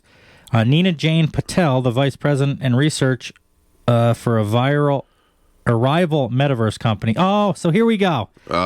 So she got gang raped in a rival's metaverse. So I can already see, without even reading any more, this is basically just a publicity stunt. Oh, yeah. To make people not go to her rival's metaverse. Maybe not. Maybe I'm being insensitive, but to me, I'm already being insensitive because it's a fucking video game. Yeah. Claims she was verbally and sexually harassed, which is nothing to make fun of. But the point of it is this whole, and even virtually gang raped by a group of men within 60 seconds of logging into Horizon Venues, a VR world owned by Meta, formerly Facebook. See, to me, this is just her. Avatar just start having sex on the screen or some shit? That's what I mean. I mean, how do you consider this fucking rape? I mean, there's sexual harassment, there's shit, but again, just turn the fucking thing off. Come on, how? It's our world today. It's what it is. To me, and again, maybe I'm being insensitive. First of all, I don't think I'm being insensitive because it's a fucking video game that you could have turned off. Like, you brought this on yourself at this point. And again, to not be insensitive, in this situation, she literally brought this on herself, or because she could have just turned it the fuck off. Yeah. Or, done. Or maybe not flashed her fucking avatar titties to him. There is some pretty hot avatar titties out there, let me tell you. So I guess I understand what she's up against. But the fact that it's she probably works, not even a chick. It's probably a guy. Maybe. Who just says he's a chick on the video game. Right. Well, and this is, to me, or it was a bunch of 12-year-old boys. Little kids or something fucking around. To me, her being the vice president of a rival metaverse company to this company tells me that she's doing this so that people stay the fuck off that one and come to hers. Yeah. But I don't know. I don't want to be a fucking douchebag about it. But Patel said 3 to 4 male avatars with male voices, essentially, but virtually gang raped my avatar and took photos. As I tried to get away, they yelled, "Don't pretend you don't love it, and go rub yourself off to the photo." Oh, yeah. All right, okay, maybe that part with them talking. Well, that's what I mean. Like, shit. harassment is one thing. Yeah. That sucks, and But I'm not dude, that insensitive. 3 to 4 avatars had sexual relations with my avatar. Yeah, I can't take that serious. I'm sorry. I'm sorry, can't. ladies. I just can't take that serious. Yep. She added that she was not accustomed to being spoken to in such derogatory ways, maybe back in 1996, but certainly not in 2021. Horizon Worlds allows you to meet friends and strangers in a virtual world where you have a digital avatar version of your body that moves as you do. While this is what allows you to chat to people, play games, and be immersed in the experience, it also has a dark side, as Patel's experience shows.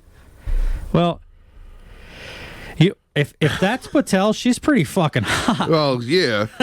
And again, just take the fucking thing off. That's it. That's the thing. And that's the whole reason why I'm being as insensitive about it as I am. Because why didn't you just turn... It's a one fucking button to turn the fucking video game off. Or take off the goggles. I don't like what they're saying to me. This is getting out of hand. Okay, click off, done. Yeah. That's the end of it. Or I'm finding a different room or a different world or... Yeah. Yeah, that's ridiculous. It goes on to say different things. Patel said that virtual reality has essentially been designed so that the mind and body can't differentiate virtual/digital experiences from real. Virtual reality is fucking with people. She's trying to say that virtual reality and real life are the same fucking thing. It's not, because nothing was inside of her. No, and the people that think it is are just as fucked up as... Yeah, no. Mm-hmm. I have to feel the penis inside me. That's what I have to in order to make it real. Yeah. Or other, I mean, will it go that way eventually? I think so. You think so? Oh, shit, yeah. I mean, the way technology is, I mean, they already have it now. They already got them toys where, like, them dildos will you can run it with a remote, like a television. Yeah.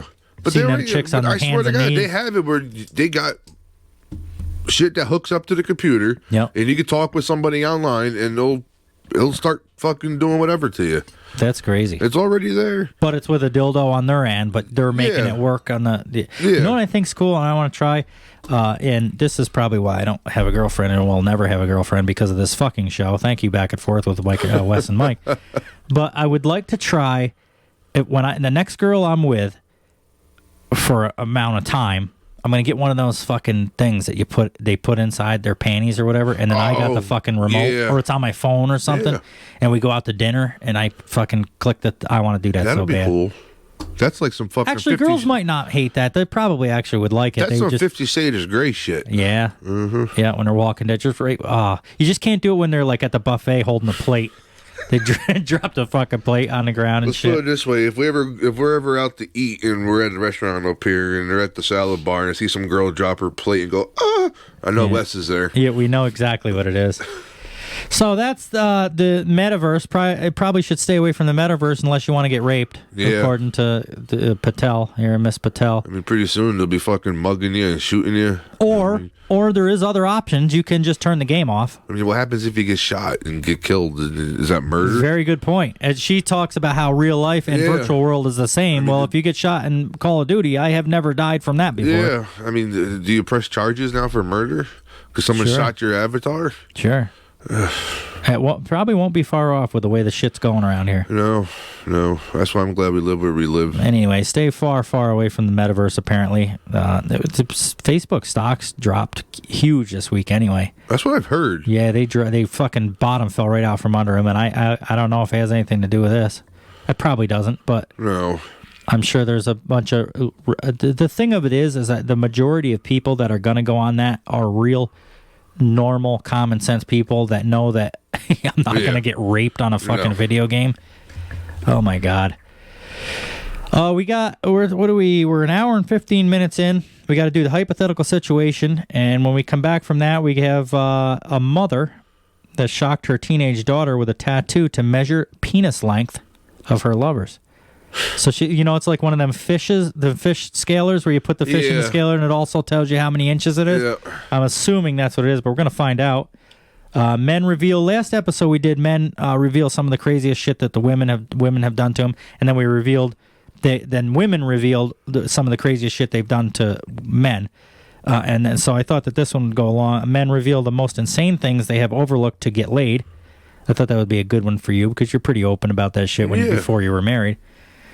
We've got you'll never stop a cheater from being unfaithful. We kind of go like a serious way on that one for Valentine's Day. I mean, it's pretty negative.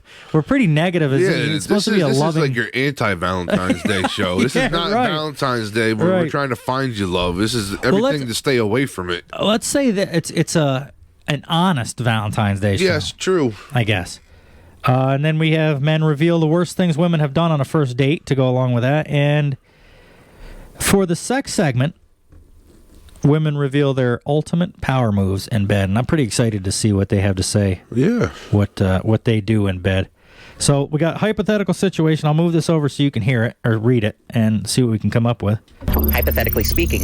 Let's say, hypothetically. Hypothetical. Let's say you've been a bad girl. Hypothetically, if you were naked, I was naked. Okay, hypothetically speaking, right? Would a moose have sex with me if I gave it $10 million? Let's say, hypothetically, you've been a naughty girl. Have at it, Matt. You got anything crazy you want to hypothetical situations from the list? As I'm still reading through, I'm trying to... Well, would you rather make out with your celebrity crush or get paid $5,000? Kind of hard right now. I gotta fix a car. $5,000. You're good at these fucking things. I mean, $5,000 will definitely help. Yeah. But make out with my celebrity crush. I really don't have a celebrity crush right now. No? No. I think I would pass up the $5,000 to have the chance to make out with my celebrity crush. And who's your celebrity crush? Blake Lively. Who the hell is that? She was. I didn't really know any of the movies. Any of the movies she's in is probably not stuff that we would watch. But from like having ex-girlfriends and shit, they watch like them. What's that one with where the girl flips the cup around and makes a song out of the cup? They're in like high school or something. Well, that movie, I've watched it before, and they all sing. They're in a singing group. Yeah, they're all singers. Yeah. So that little girl with the red hair. Yeah. Oh, she's hot. Yeah. Or wait, is it the one that comes into the shower? She's in the shower. The girl with the red hair taking the shower. Yeah, and the other girl comes in. She's hot. Both of them are. Well, yeah. I think. I would have a threesome. Oh wait, this is. I don't even think you this. Wouldn't, but you would. I would. You'd fuck them both at the same time. Yeah. Good for you. I'd help you. No. No, you won't let me help you. No. Because you don't like threesomes. It's like watching two televisions. Hey, that's your philosophy or that's your opinion, but that come to think of it, I don't think Blake Lively was even in that movie. I don't know what movie she's in. Girly movies, as far as I know. But she's hotter than shit, and I think I would pass up. I think she's hot enough that I would. Actually, I take that back. My new celebrity crush is the new Wonder Woman. Really? Yeah. What does she look like? Let's look her up. She's hot. You know her name? No, I don't know her name, but I know she's Wonder Woman. Is it just? I'll bet you it'll be. Yeah, if you type in Wonder Woman, she'll definitely come up. Not the old Wonder Woman. Let's find out. She's got to be blonde, I'm assuming. No, she's not. Wonder Woman was never blonde. Oh, I thought she was blonde. Oh, she was never blonde. You're right. Is this her? Yep, right here? That's her right there. Gal Gadot. Yep. Yeah. Absolutely. That's your new one, huh? Yeah. Is she worth $5,000 to not kiss though? If you got one chance in your lifetime that you could make out with her for 20 seconds, would you do it? I gotta fix a car. So it's the car, or so it's the money. Yeah. I don't. On one of my hand, I'm thinking like I don't give a fuck about making out with some chick that like it don't much matter. I'd rather have the 5,000. But then on the other hand, I'm like, well, this opportunity is a pretty big opportunity. I don't know, never making out. If it's just making out, if it's a blowjob, then yeah, maybe I'll go for the blowjob. That's worth the 5,000. Yeah, I mean, just kissing her and be like, yeah, no, that's just a tease. At least if I'm gonna fuck around with her, might as well slob on the knob. Yeah, do it or don't fucking do it. Yeah, I get you. Have you picked that one or no? No, because you haven't given me a chance to finish reading. I know. Would you rather have sex with a new person every year or one person for the rest of your life? I've done this. Me and Mike have done this, but this kind of works all right with you. Kind of. Let's take your wife out of the picture. She's understanding, and just for the hypotheticalness of it. Let's because the first thing anybody says, "Well, I'm married, so I'll you know." Would you rather? Is it just one person every year? Well, let's see. Would you rather have sex with a new person every year, or one person for the rest of your life? I'm going to say one person a year. A year. So I have to wait a year to have sex again. Yes. Or do I keep? Or can I still have sex with that person Well, and it's through average the whole sex. year? It's average. Would you rather have average sex every day for the rest of? Oh no, that's different. Where the fuck am I? Oh, would you rather have sex with a new person every year or one person for the rest of your life?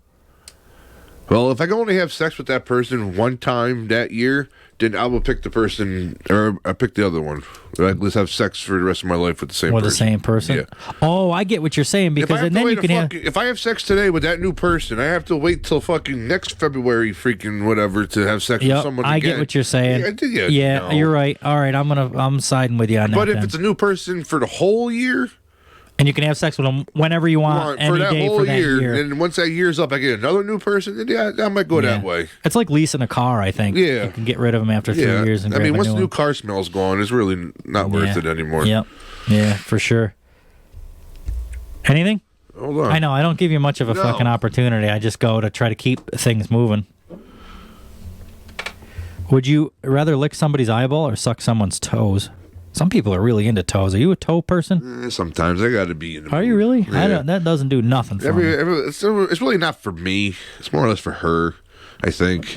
I don't know if an eyeball just doesn't. There's nothing sexy about licking an eyeball. Yeah, I don't know if I don't think. I guess I'm not even a toe person, but I still think I would just pick the toes over the eyeball. It's kind of course, depends on what they're walking through, I guess. Anything? It's going to be a good one. This is what's going to happen because he's really doing. Does it scroll up or down? Yeah, somewhere? you got to do 2 fingers. Oh, and then, Jesus Christ! This is fucking technology shit. Yeah, it's Apple for you. That's everything's different. I feel like he's got a good one coming. He wants to. He's really doing his fucking research on. Would you rather lick peanut butter off your best friend's nipples? This is the one. Or have your pet lick peanut butter off your nipples? It's amazing that you picked this one. Do you remember at work the other day I said me and Mike did a show and a thing came up, we were talking about you with the peanut butter thing. Oh, really? That's the question he picked. And we were both laughing about it in the last show because we were like, fuck, where's Matt when we need him? It's so funny that you picked that. Well, you guys all know. If anyone's listening from last time, you guys all know where I'm going to go with that one. Yeah, and we even said that in the last one. We said Matt's not here, but we pretty much know the route he's going to take on that one. I can't believe you picked that. That's amazing that this came up. Here, let's do it. We'll go right to the fucking bottom or something, so that's new shit. Would you rather have your sexual partner dirty talk or be completely silent during sex? We've already done this one too, but not with you. Dirty talk. Yeah. Yeah, I like dirty talk. As long as that's not overboard, and that's basically what I said last time. If some girls make so much noise that it's like, all right, stop. I know it ain't that fucking great, especially when it's only 3 inches. But yeah, you need a little noise. I suppose you need some noise of some kind to. Oh, what the fuck? Men. Oh, all right, here's one for the male listeners, which is typically what we have. Men, would you rather have C-cup man boobs or a 2-inch penis? Holy fuck. I'll go with the C-cup man boobs. Yeah? What's you going to do with a 2-inch penis? Yeah, but Jesus, imagine walking around with fucking tits as a dude. Well, dude, mine are a big B already, so, what the fuck? Oh, my God. And I guess freaking dad bods are a thing anyways now.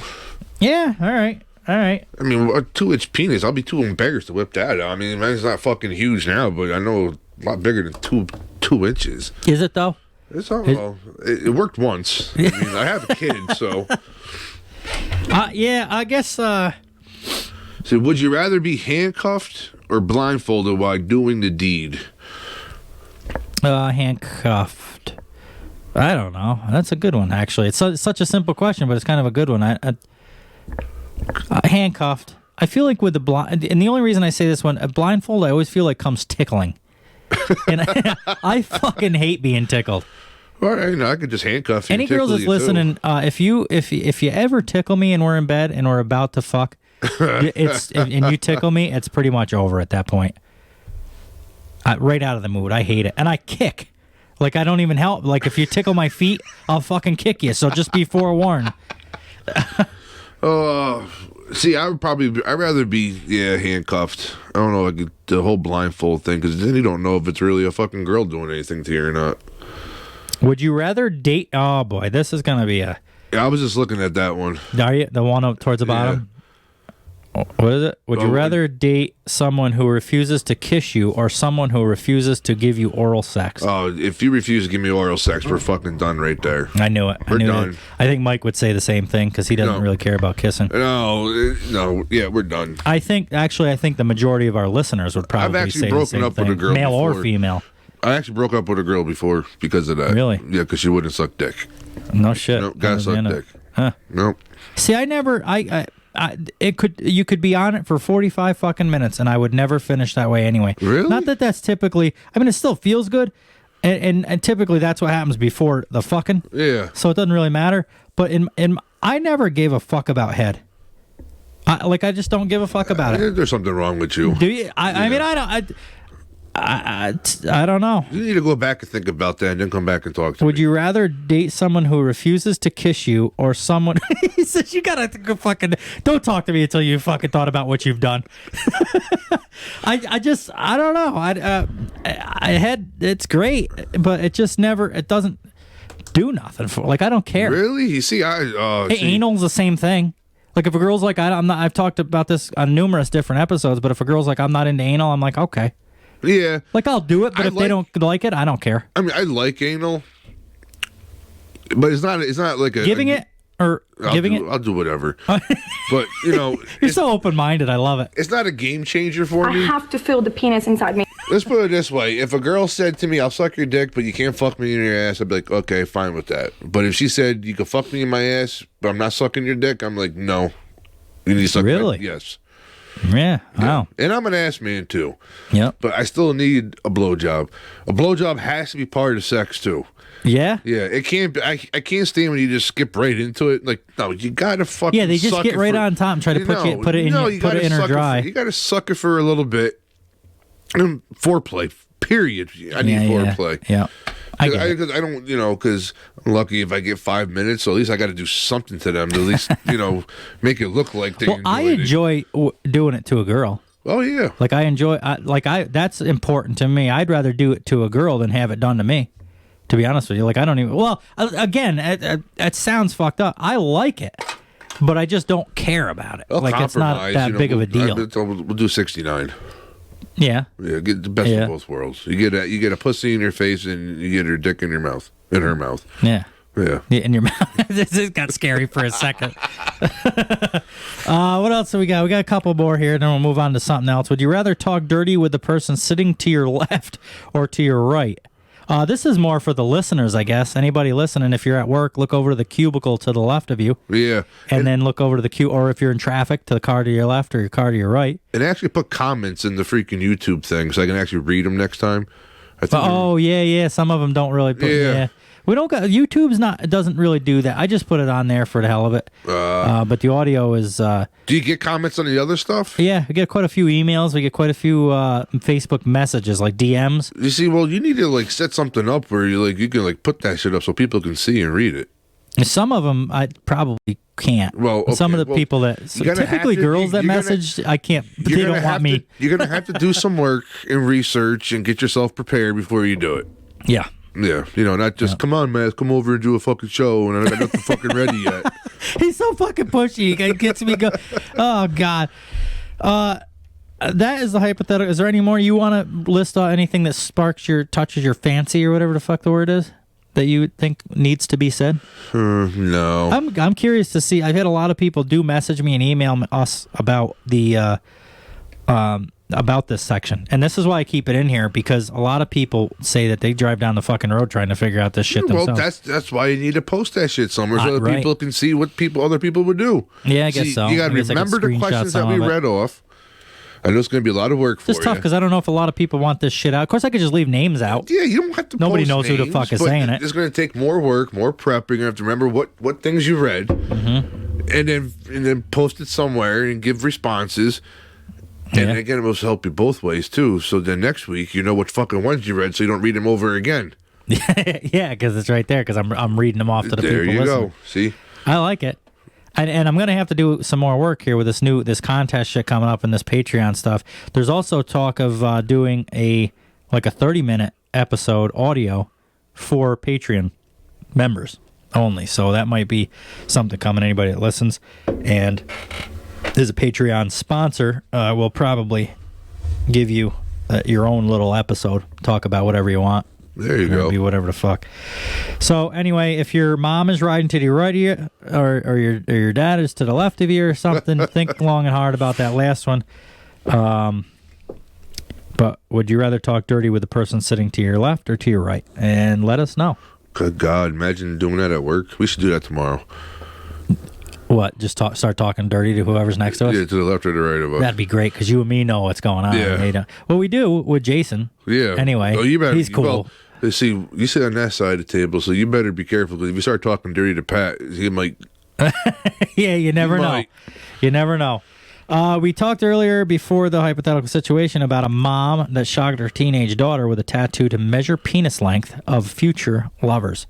Here we go. OnlyFans. It's always come back to this shit. An OnlyFans model has shocked her teenage daughter with her latest tattoo. The innocent-looking ink, which is the 72nd tattoo for Tracy Kiss, appears. So if you want to go check her out, she's a MILF. So the mom has the tattoo? Yeah. Yeah, actually, the daughter looks young. I can't believe this is even on. The daughter looks like she's about 15. So the mom has the tattoo of how she measures penis or guys' penises. I'm assuming. Appears as a set of dots going up the length of her forearm. However, its purpose is a bit more mature. It's actually a ruler to measure penis size. Let's see. Oh, she made an Instagram post about it. Rate my new tattoo out of 10, please. So I can't be the only girl in the world to enjoy measuring manhoods. I just happen to do it with a new tattoo, space in inches. It's definitely like when you fillet a fish, or that fish board. I don't know if you still have them, but when I was a kid, I had one. And you clip their tail in the fucking thing, and the board had like a ruler on it. That's what her forearm looks like to me, in my mind. I don't know. Shit like that just seems fucking made up. She says the dots represent an inch between them, meaning when Tracy holds up any item against it, she can tell exactly how long it is. And that's fine, but why would you fucking tell your daughter about that? Yeah, I don't understand where the daughter comes in, especially in this picture. The daughter looks like she's about 15. Yeah. It's kind of fucked up. Hey, look, mommy's a whore. I measure penises on my forearm. Yeah, for sure. I have to feel the penis inside me. Tracy says this is her favorite tattoo to date, given that she had. How can you not estimate anyway? You have to put this ink on your. This is for attention. This is all for attention, and just so that she can make these posts and so that people on podcasts can talk about her. And some stupid guys are fucking paying money for her friends only page. Yep. What the hell do you call them? Simps? Simps. Oh, yeah. They fucking give you money for these girls' money. Yeah. There's the one we read in one show. A girl was farting in a fucking glass, like a mason jar. People were paying thousands of dollars for this girl to fart in a jar and send it to them. I bet these simps are sitting at home messaging her like, hey, I'll give you $100 if I could come over and measure my dick on your forearm. Sure, I'll bet you it is. Yeah, so maybe it's a money stunt. Yeah. Otherwise, I don't. For other reasons, other than that reason, I don't. You could just fucking estimate how long it is. Or we could just go old school and break out the fucking tape measure. And yeah, you don't have to ink your arm up. How do you explain that to people when you're out? What a fucking scuzzball she is. This is my dick measure when you go to a nice wedding or something to somebody. Like, how the fuck? It's her favorite tattoo to date. Given that she has so many others, that's a strong statement. Just as guys in the past have asked to keep my lingerie, have a naughty selfie, or even a piece of my hair, I love that I can now know the exact measurements of what I enjoy so much. She's I bet you she does enjoy it. She thinks it'll be useful in all aspects of life. I can't wait to fucking hear this. Read number 3 for me, will you, Matt? Can you see that? Number 3, she thinks it'll be useful in all aspects of life. Tracy admits that asking a guy to put his junk on her arm so she can take a measurement might seem inappropriate, but the ink will have other uses too, as my friends don't have half as many tattoos as me. They see my newly inked manhood measuring stick as a little the manhood measuring stick, and admit that I'll just ask a guy his size and accept his decision, not his answer. Or Tell me that doesn't feel like a cock. she explains, the other hand, I love and think it will be useful in all aspects of life. The only question is, do I extend my dots? But what are those other dots? So she can fucking measure girth.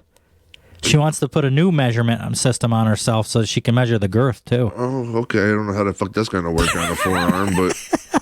What a fucked up chick. Yeah. This is what I mean when we talked earlier about how we were looking for people to send in shit. And it's not that we're having any issues finding these fucking things, because there's so much crud on the internet, and it's typically always, and like you said, does it have to be sex? No. But it's always typically this fucked up shit. It always has something to do with OnlyFans or the fucking porn industry. Can't she by just default. figure out if she fucking chokes on it or not?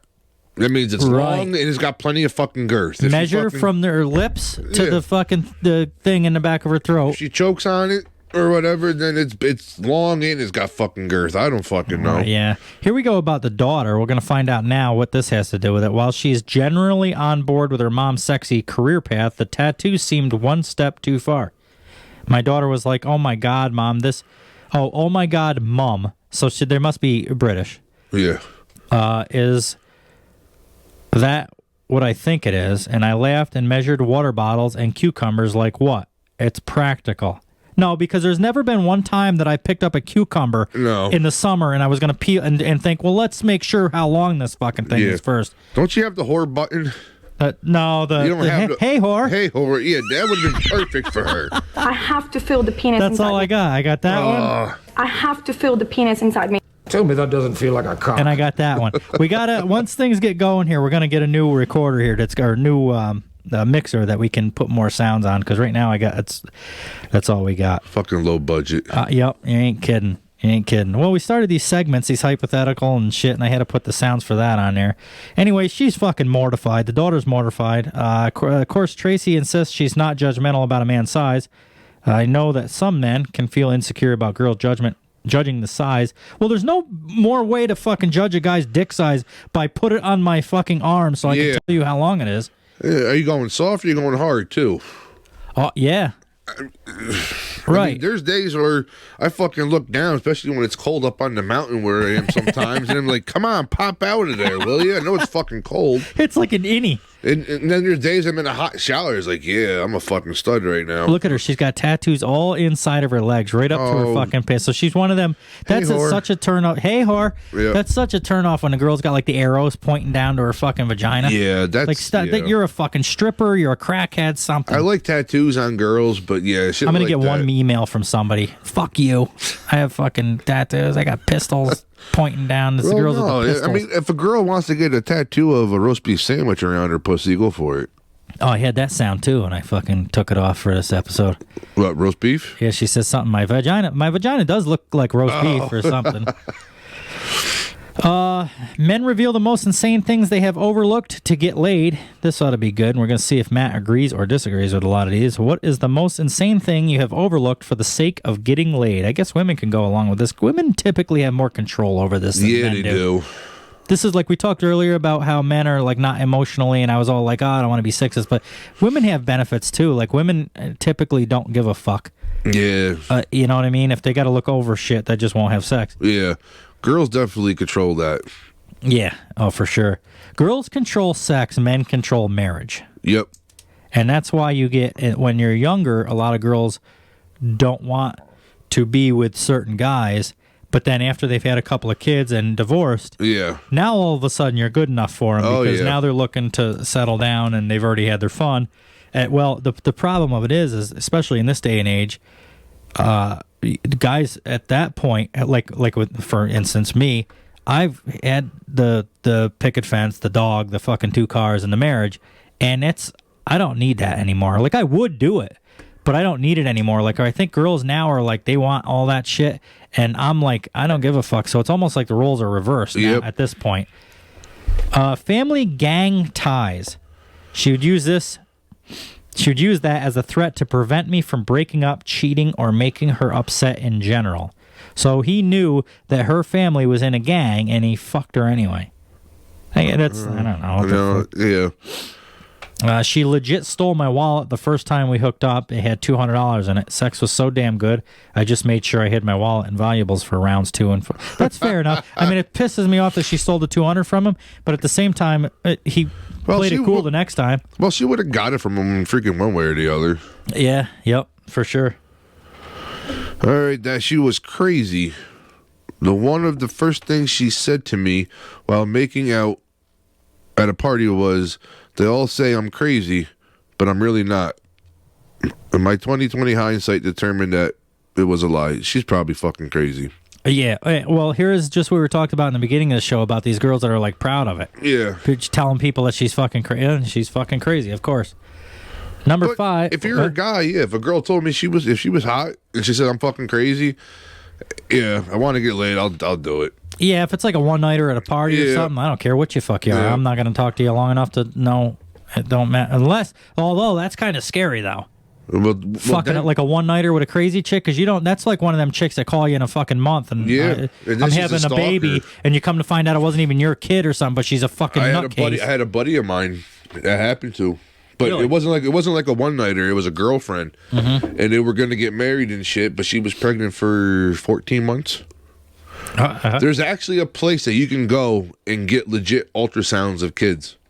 Oh, to make it look like you're pregnant. So she was never actually pregnant. No. She was just trying to hang him on. Yeah, and then finally after 14 months, he goes like, if you're really pregnant, you know, 1, where the hell's the baby bump?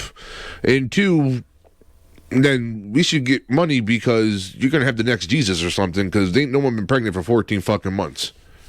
Yeah, especially and you're not even showing anything. After, and especially when they had fucking baby showers too. Well, how do you? Yeah, all her friends are involved because they all gave her shit. They all got to be pissed. No wow, joke. That's fucked up. We talked about that in the last episode. With it's actually happened to 2 people I know. Wow. And then there's a fucking legit place where you can pay and get legit ultrasounds of babies. I'm gonna start telling people I'm pregnant. Fuck it, I'm getting a belly. Might as well. It's a man. It's the dad bod. I look. Yeah. I don't believe that. I don't believe girls find that attractive. I don't know. I got my dad bob's in full effect. Number 5, she told me she was a manipulative, emotionally unavailable, and controlling person. I still went in. She wasn't lying. But I think I maneuvered it well. Well, as long as you get in and out. Yeah, that's all you need to do. Hit it and quit it and get the fuck out of there before you can have to deal with any of the emotional and unavailable and controlling bullshit. Mm-hmm. You just don't. I guess what this list is coming down to, you can still fuck them. You just don't get involved with these chicks. It all depends on how fucking horny you are and how desperate you are, too. Yeah, that's true. Well, like we talked about, simps will do a lot of crazy shit I mean, I've done a lot in my day to fucking just bust a nut. First day she fell in what? I've done a lot in my day just to bust a nut. I can kind of relate to this. We got to put that in the intro. You know, fucking. I hope. You know, knowing that a chick was fucking crazy or some shit, but I just wanted to fucking bust a nut. First day she fell in love. Day 2 she slapped me in the face. Day 3 she broke into my house. Yeah, that's fucked up. Get the fuck out of my house. Especially after you slap me in the face, you're fucking done. Number 7, she thought the earth was flat and thought I believed it too. Oh, he just basically went along with her. Yeah, it's flat, baby. Whatever. Take your pants off. Yep. Number 8, me and my friend were drunk and got a ride from some random chick in a parking lot on Christmas night. On the way, she pulled a gun on us. Once she stopped, my buddies all took off running. I stood there, and then she invited me in for sex on the couch of the place she was house sitting. This chick pulled a fucking gun on these guys, and then at the end of the night, she was like, come on in and fuck me. And he's like, okay, let's go. Hey, that's kind of interesting. That might be kind of a turn on, actually. Yeah. Now that I think of it. Like, if all my friends ran and I was just still sitting there going, what the fuck? And she said, yeah, I probably would. Yeah. Especially if she was Especially hot. you had that fucking gun. Get in the house and fuck me. Yeah. Okay, I better. I better do as I'm told. Yeah. Number 9, I have a lot.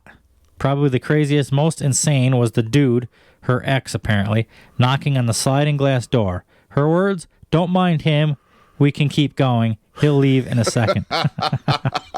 There's been a couple, nothing to that extent, but there's been a couple, like the next morning, I remember I used to hang out at Iona College down by New York with a friend of mine. A friend of mine's girlfriend was going there, so I went down with him, basically just to fucking pick up chicks at the bars and shit. And we did. The one night, I remember, we talked about it on the show, I think, before. Her name was Ariel.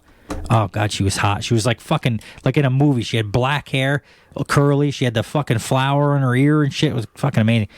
Anyway, we're at a bar. There's more to the story. I was getting arrested and shit. She left her fucking room number in my back pocket. I went to her room that night. After you got arrested? Well, it wasn't. It was like an appearance. You got to come back. I was drinking underage is what it was. And I think I was 20. And we went. But no, I must have been younger. It was college. I must have been like 18 or something. Anyway, we went back to her place. The next morning, we wake up to the door knock, and it was her fucking boyfriend. I didn't know it was her boyfriend. I was getting up and leaving at the same time. So when the door knocked, I opened the door, left the room. I never heard nothing about it until like later on. I was home, actually. I was back up here in Albany, and I heard the story about it. Come to find out, that was her boyfriend. Oh, shit. Yeah.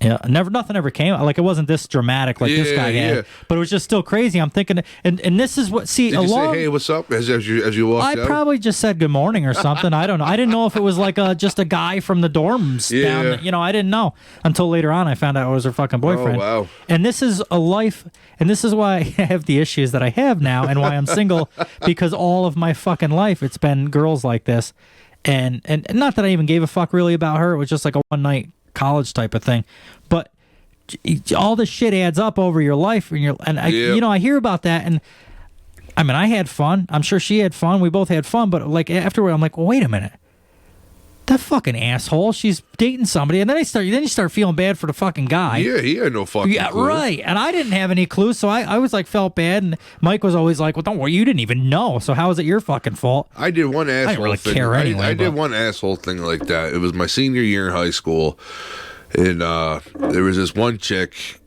who I was messing around with. She had a boyfriend. It was right around prom. Yep. And she didn't want to break up with him for prom. So I took her friend to prom. Now, her friend and this chick and my buddy's girlfriend, they were all friends. All right.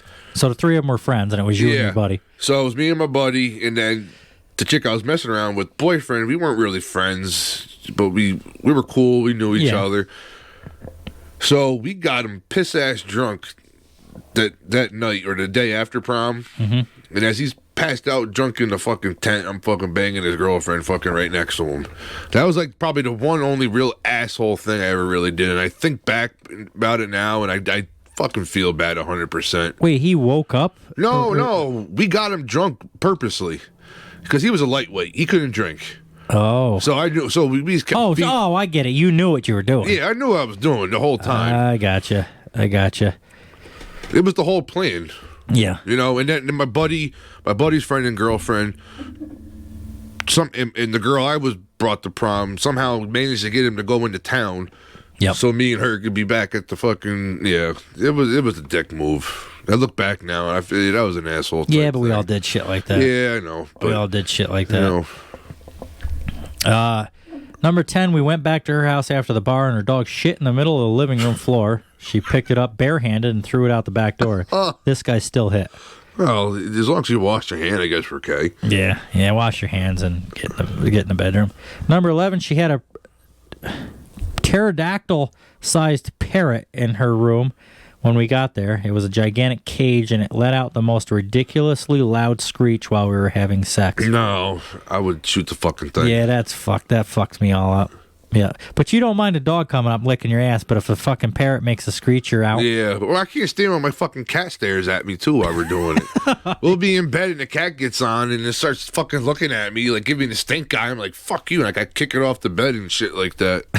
The dog's good. So you're more of a dog guy than a cat guy, is what you're saying. Yep. Number 13, preacher's daughter with a history of posting nudes online and an avowed polyamorist. I don't know what any of that means. I have no idea either. Yes, I put myself through the emotional ringer. I don't know what that is. If any of you guys know what an avowed polyamorist. It's not polygamist, is it? No, there's no G. Yeah. Unless they spelled it wrong or something. Yeah. I don't know. That's dumb. Number 13, there was the very real possibility that her ex-father of 2 very young children could bust through the door at any time, but boy, was it worth it.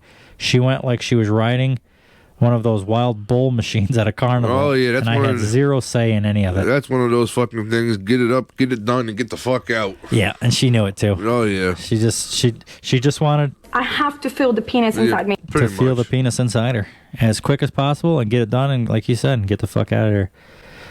She number 14, pretty short and sweet. She pissed in my windowsill. Well, maybe she was drunk. I hope so. Yeah.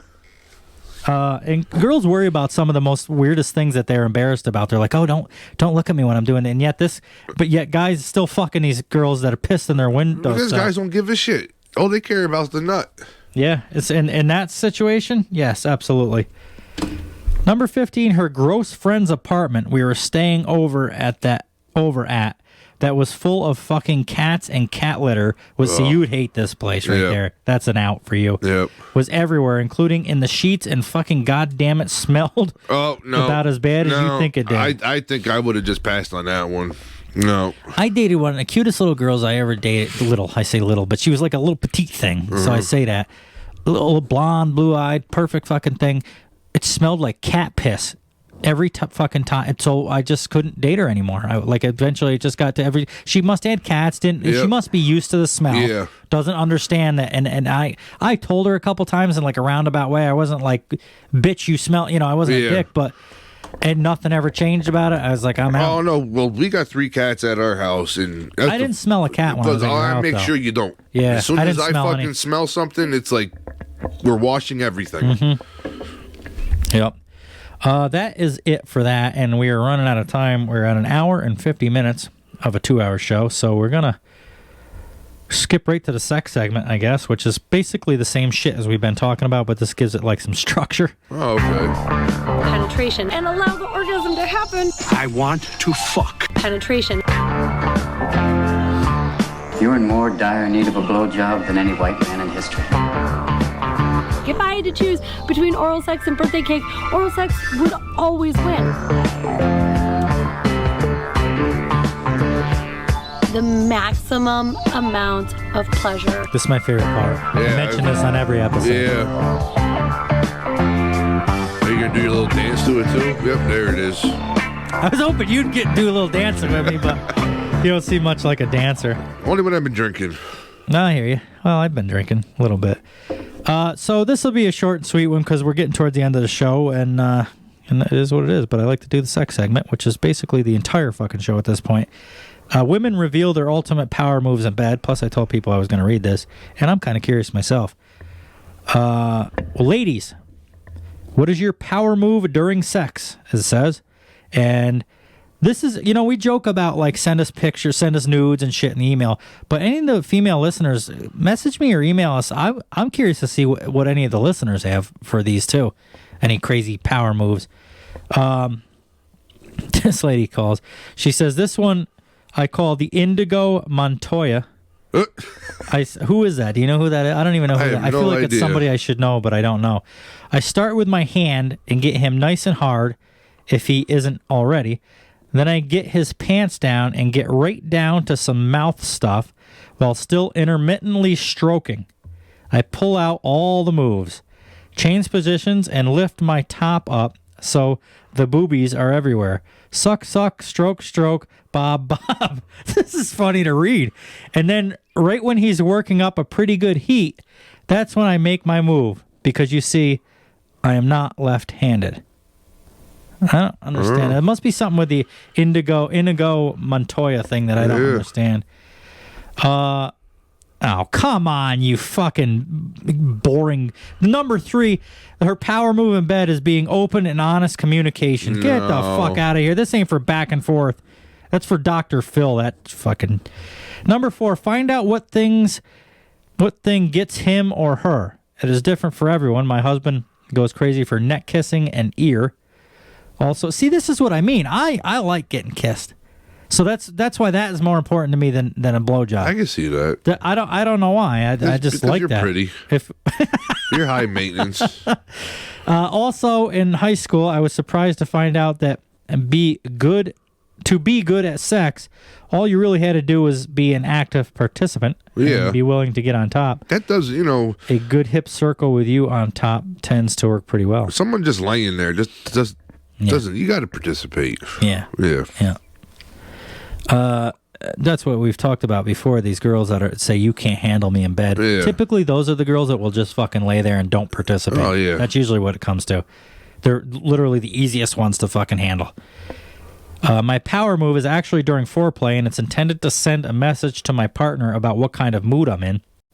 I like to surprise my partner by sitting in their lap, depending on the partner, and our discussed boundaries. And after I get their consent, oh Jesus Christ! If you got to get people's consent, you're already there. I like to push my way up their neck with my lips, kind of like a horny vampire, while grinding into them. The power move comes when they turn to kiss me. I bite their lip, and I don't go for a few seconds, still grinding. It works every time to convey the kind of sex I'm about. 9 out of 10 times, men are afraid, and I'm into that. There's going to be some chick, because girls take this shit different than guys do. Yeah. Like, to you and me, this is, like, kind of funny, but girls are going to be riding along in their car just fucking soaked. Yep. Just fucking soaked. Get him real close to finishing, then stop. No. Just stop. Can't do that. Don't touch anything. Wait a little while, then go. Watch what happens. I end up going anyways. It just doesn't fucking stop. If you get me right there, and it's like, ow, and you could not touch it, and it still fucking goes. I get it. Yeah, the whole making them wait thing is like fun for, it's like it's fun until it's not fun. Like in the foreplay thing, it's like, I know somebody that likes to do that, and she'll like get you almost there and then like stops and then goes and then stops. It's like, it's fun. I won't say it's not, but then all of a sudden it's like, it's not fucking fun anymore. All right, that's enough. Yep. After like 15 minutes of that, it's like, come on, the fucking show's coming back on. We gotta.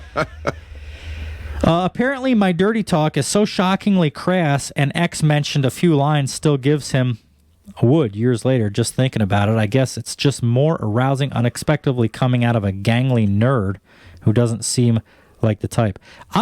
As much as that doesn't make any sense to me, I'm gonna go with that, and I agree with that. You get like a little petite little chick with glasses on, like nerdy type, and she gets in bed and she's like, put your fucking cock in me. It's like, whoa, where, you know what I mean? I get what they're saying. That's a huge turn on if they surprise you with that. Number 8, wait until your boyfriend has his penis out, and before he gets to insert it, I have to feel the penis inside me. Just buck your hips up or playfully move away from him and basically tease him by preventing him from getting it in. It's not a move, really, but I noticed that getting your partner sexually frustrated through teasing tends to make them more aggressive and leads to rougher sex. Okay, I don't like that. I don't like that whole teasing you shit like that. Like, girls love that. They love to be teased and like, almost put it in and stuff, but I don't really. But in this situation, after reading that, I'm like, I get that, because I could see afterwards it's going to be, you're getting your fucking guts rearranged. Yep. After that, I get it. I get what they're doing. So if girls want rough sex, you got to fucking tease them a little bit, I guess. Yeah. That's all I have to say about that. Okay, I thought we had a... she says, I like choking him when he's on top. Confuses the fella. Yeah, just a little bit. Be like, what the fuck's going on here? Actually, I had that happen to me once. I'll tell you, that would turn me on. It confused the fuck out of me because I didn't know what the fuck was going on. Mm-hmm. It totally freaked me the fuck out. Oh, just like she says. Yeah, it did. Did you like it or didn't you like it? Well, after I figured out what was going on, then but at first it was that initial shock. It was like, do you want me to stop? Yeah, like, are you trying to get away? What to do. I'm not one into like the whips and that type of choking, like the gagging and all that weird fucking leather shit. I'm not into that, but like, I think if a girl did that when I was on top, that would be a big turn on. Red room, then, would you? You got a fucking red room? Huh? I'm building one. Oh, you are? I'm gonna. You got the fucking lotion on its skin room down in the basement already. Let's see. So actually, to in his basement, he's got a complete basement as the entire size of the house, and it's a nice basement. It's not finished, but it's a nice basement. It's all clean and nice. It's far from fucking clean. No, well, see, and this is, I guess he's right. This is what I'm getting at. There's like a room that he's got sheets hanging from the ceiling of the basement down that makes like a temporary room with some like chairs and couches and stuff in it. And that's clean. And basically I get what he's doing. He's like hiding the woodworking shit and stuff around like the old Christmas trees and stuff. And when I first walked down in the basement, I had never been there before, and I see this room that now I understand. But at the time, I'm thinking to myself, I'm looking for like a hole in the floor where this guy's going to throw me in. He's a big motherfucker, too. If he wanted to throw me in a fucking hole, there's probably not a whole lot I was going to do about it. And I just kept picturing it puts the lotion on its skin. It does this whenever it's told. That's what I'm thinking when I get in that room. But now I get it. Number 10, my partner has a fitness kink, and it drives him crazy when I flex my muscles. That would be a complete turnoff to me. There is nothing, well, there's other things that are ugly, but to me, it's a complete turnoff and not attractive to me when a girl has actual muscles. Like a skinny girl in shape is fine, but if a girl like flexes her arms and there's fucking muscles. Like fucking China? Yeah, exactly. The wrestler I thought China. She was fucking hot as hell. Did you realize some people might be into that? I watch her porns all the time. Do you? Oh, fuck yeah. Yeah, I heard she did do porn. Yeah, she did it. She went crazy at the end. Oh, really? Yeah. Well, then she eventually OD'd or whatever. Is she dead? Oh, yeah. Oh, really? I didn't know she died. Yeah. Oh, fuck. You're probably running out of the porn by now. Yeah, there's only a couple of them. Yeah. Well, that's too bad she died. You'd still have things to look at. Yeah. I don't. But if a girl like takes her shirt off and she has actual ripped abs, I'm like, oh god. I just feel like I'm fucking a man too much, so I can't do it. It's too close to looking like a dude. Have you seen the ones that are really fit and their tits just look like fucking muscle? Yes, they're so small, but the rest of her so fit that it like just turns into pecs. Yeah. Looks like fucking pecs. And it drives him crazy when I flex my muscles. If he's holding my legs back and I push back against his hands while he's inside me, so he can feel my leg muscles. Well, if flexing. she has that kind of fucking muscle, she probably fucking throws them across the room. Yeah. Or if I flex my biceps while he's fucking me, that just the way she's talking as a turn on.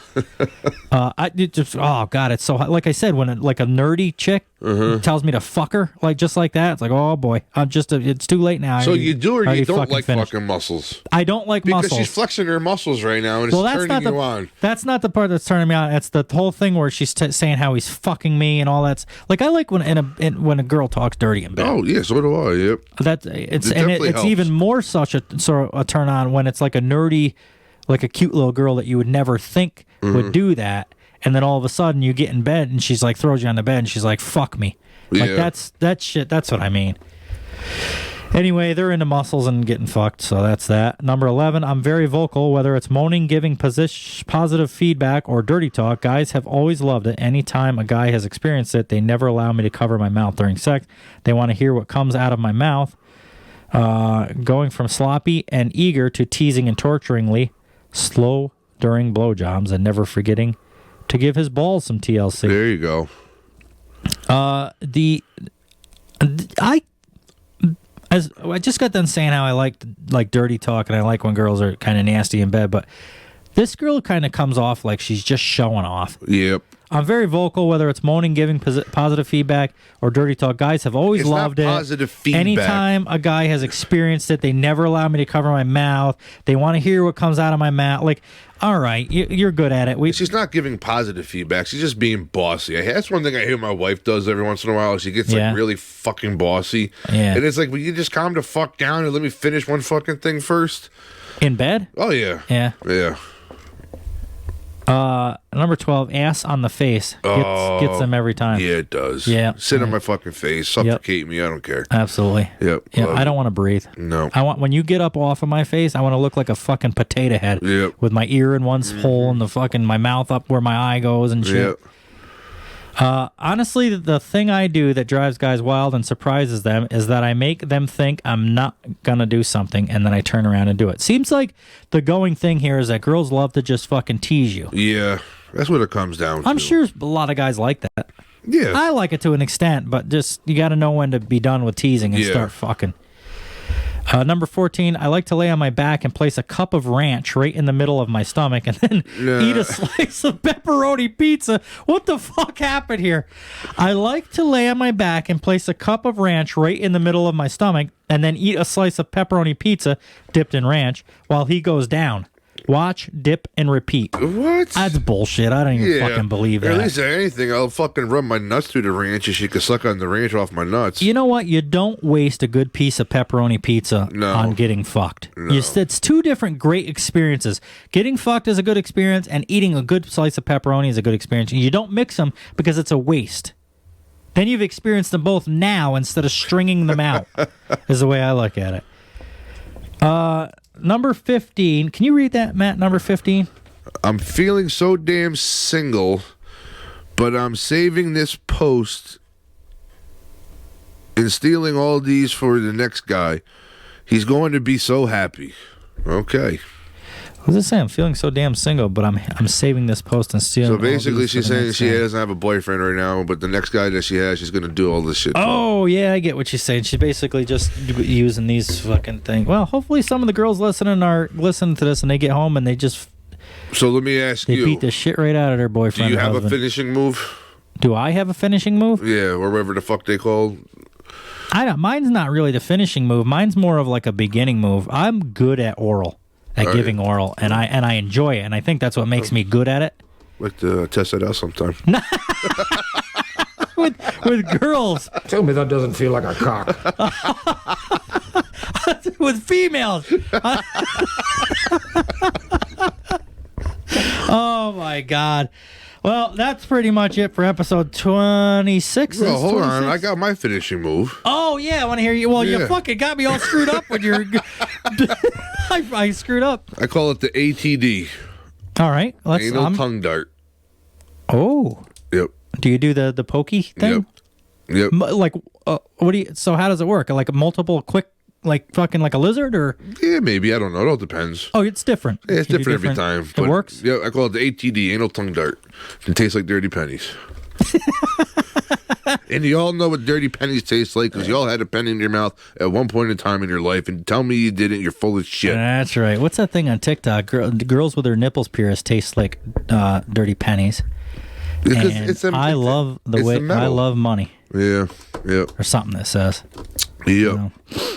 Anything else? Anything you want to bring up or talk about or fucking make fun of me about sucking dick or anything like that? No. I felt kind of off today a little bit. Did you? Yeah. I thought you did good. Yeah. It's a little different when it's just you and me. Yeah. The last time when you had Mike here, at least, you guys were going back and forth, and I could just kind of chime in a little bit. Yeah, this time I had it because Mike wasn't here. I had to have... See, Mike understands. That's what I was talking about in the other episode. Like, when I get writing shit, he knows that I can't obviously do two things at once, but he knows why I'm writing this shit, so he kind of just takes over. Where this episode, you kind of got thrown right into the mix on that. Yep. And, I think you did good. I think you did fine. I hope so. You did fine. Just like I said, next time, just be a little more prepared. All right. My problem is I'm always going to be more prepared. Now, I'll shut this off tonight and I'll be like, I'm going to get this done. I'll be all ready to go. And then it just never fucking You know why? Because last minute I'm thinking about, as we're coming up here to getting in the studio to do shit, I'm like, well, I want to talk about this. I want to find a sound for this. And, so it's like it all, no matter how much, in other words, this isn't like a 10-minute deal. You got to do this over a course of a week. Yeah. From the time you're done splicing all this shit together, that's when you guys start the next one. If you think I'm unprepared now, wait till you see it here in the next couple of weeks. Like I said, we're going to start doing a special episode that's just for the Patreon members, about a half an hour or something like that. Well, that should be easy to set up then. Well, yeah, but it's on top of this. It's only so now it's going back to basically 2 episodes a week, except for it's only audio, so that makes it easy. Yeah. But there's good with the merch shit coming on big time now. We're just trying to get that people to like model for it. I want a hat. I'm working on that. I just want a hat. Okay. That's all. All right. You definitely deserve one because you bailed me out tonight. Anytime. So we'll see if maybe Mike will feel like being part of his show for the next episode. But for now, this is episode 2. Happy Valentine's Day to everybody. And yes, I'll definitely have Matt back in the future. Yes, I would like to come back again. This is fun. Yeah, it's a good time, ain't it? It's people like they're like, oh, why do you do that? You'd sit and talk for 2 hours. It sucks, but it's like, I don't know. I think it's fun. Yeah, it's different. So, all right, guys, thanks for listening, and we'll catch you on the next one. Have a nice night.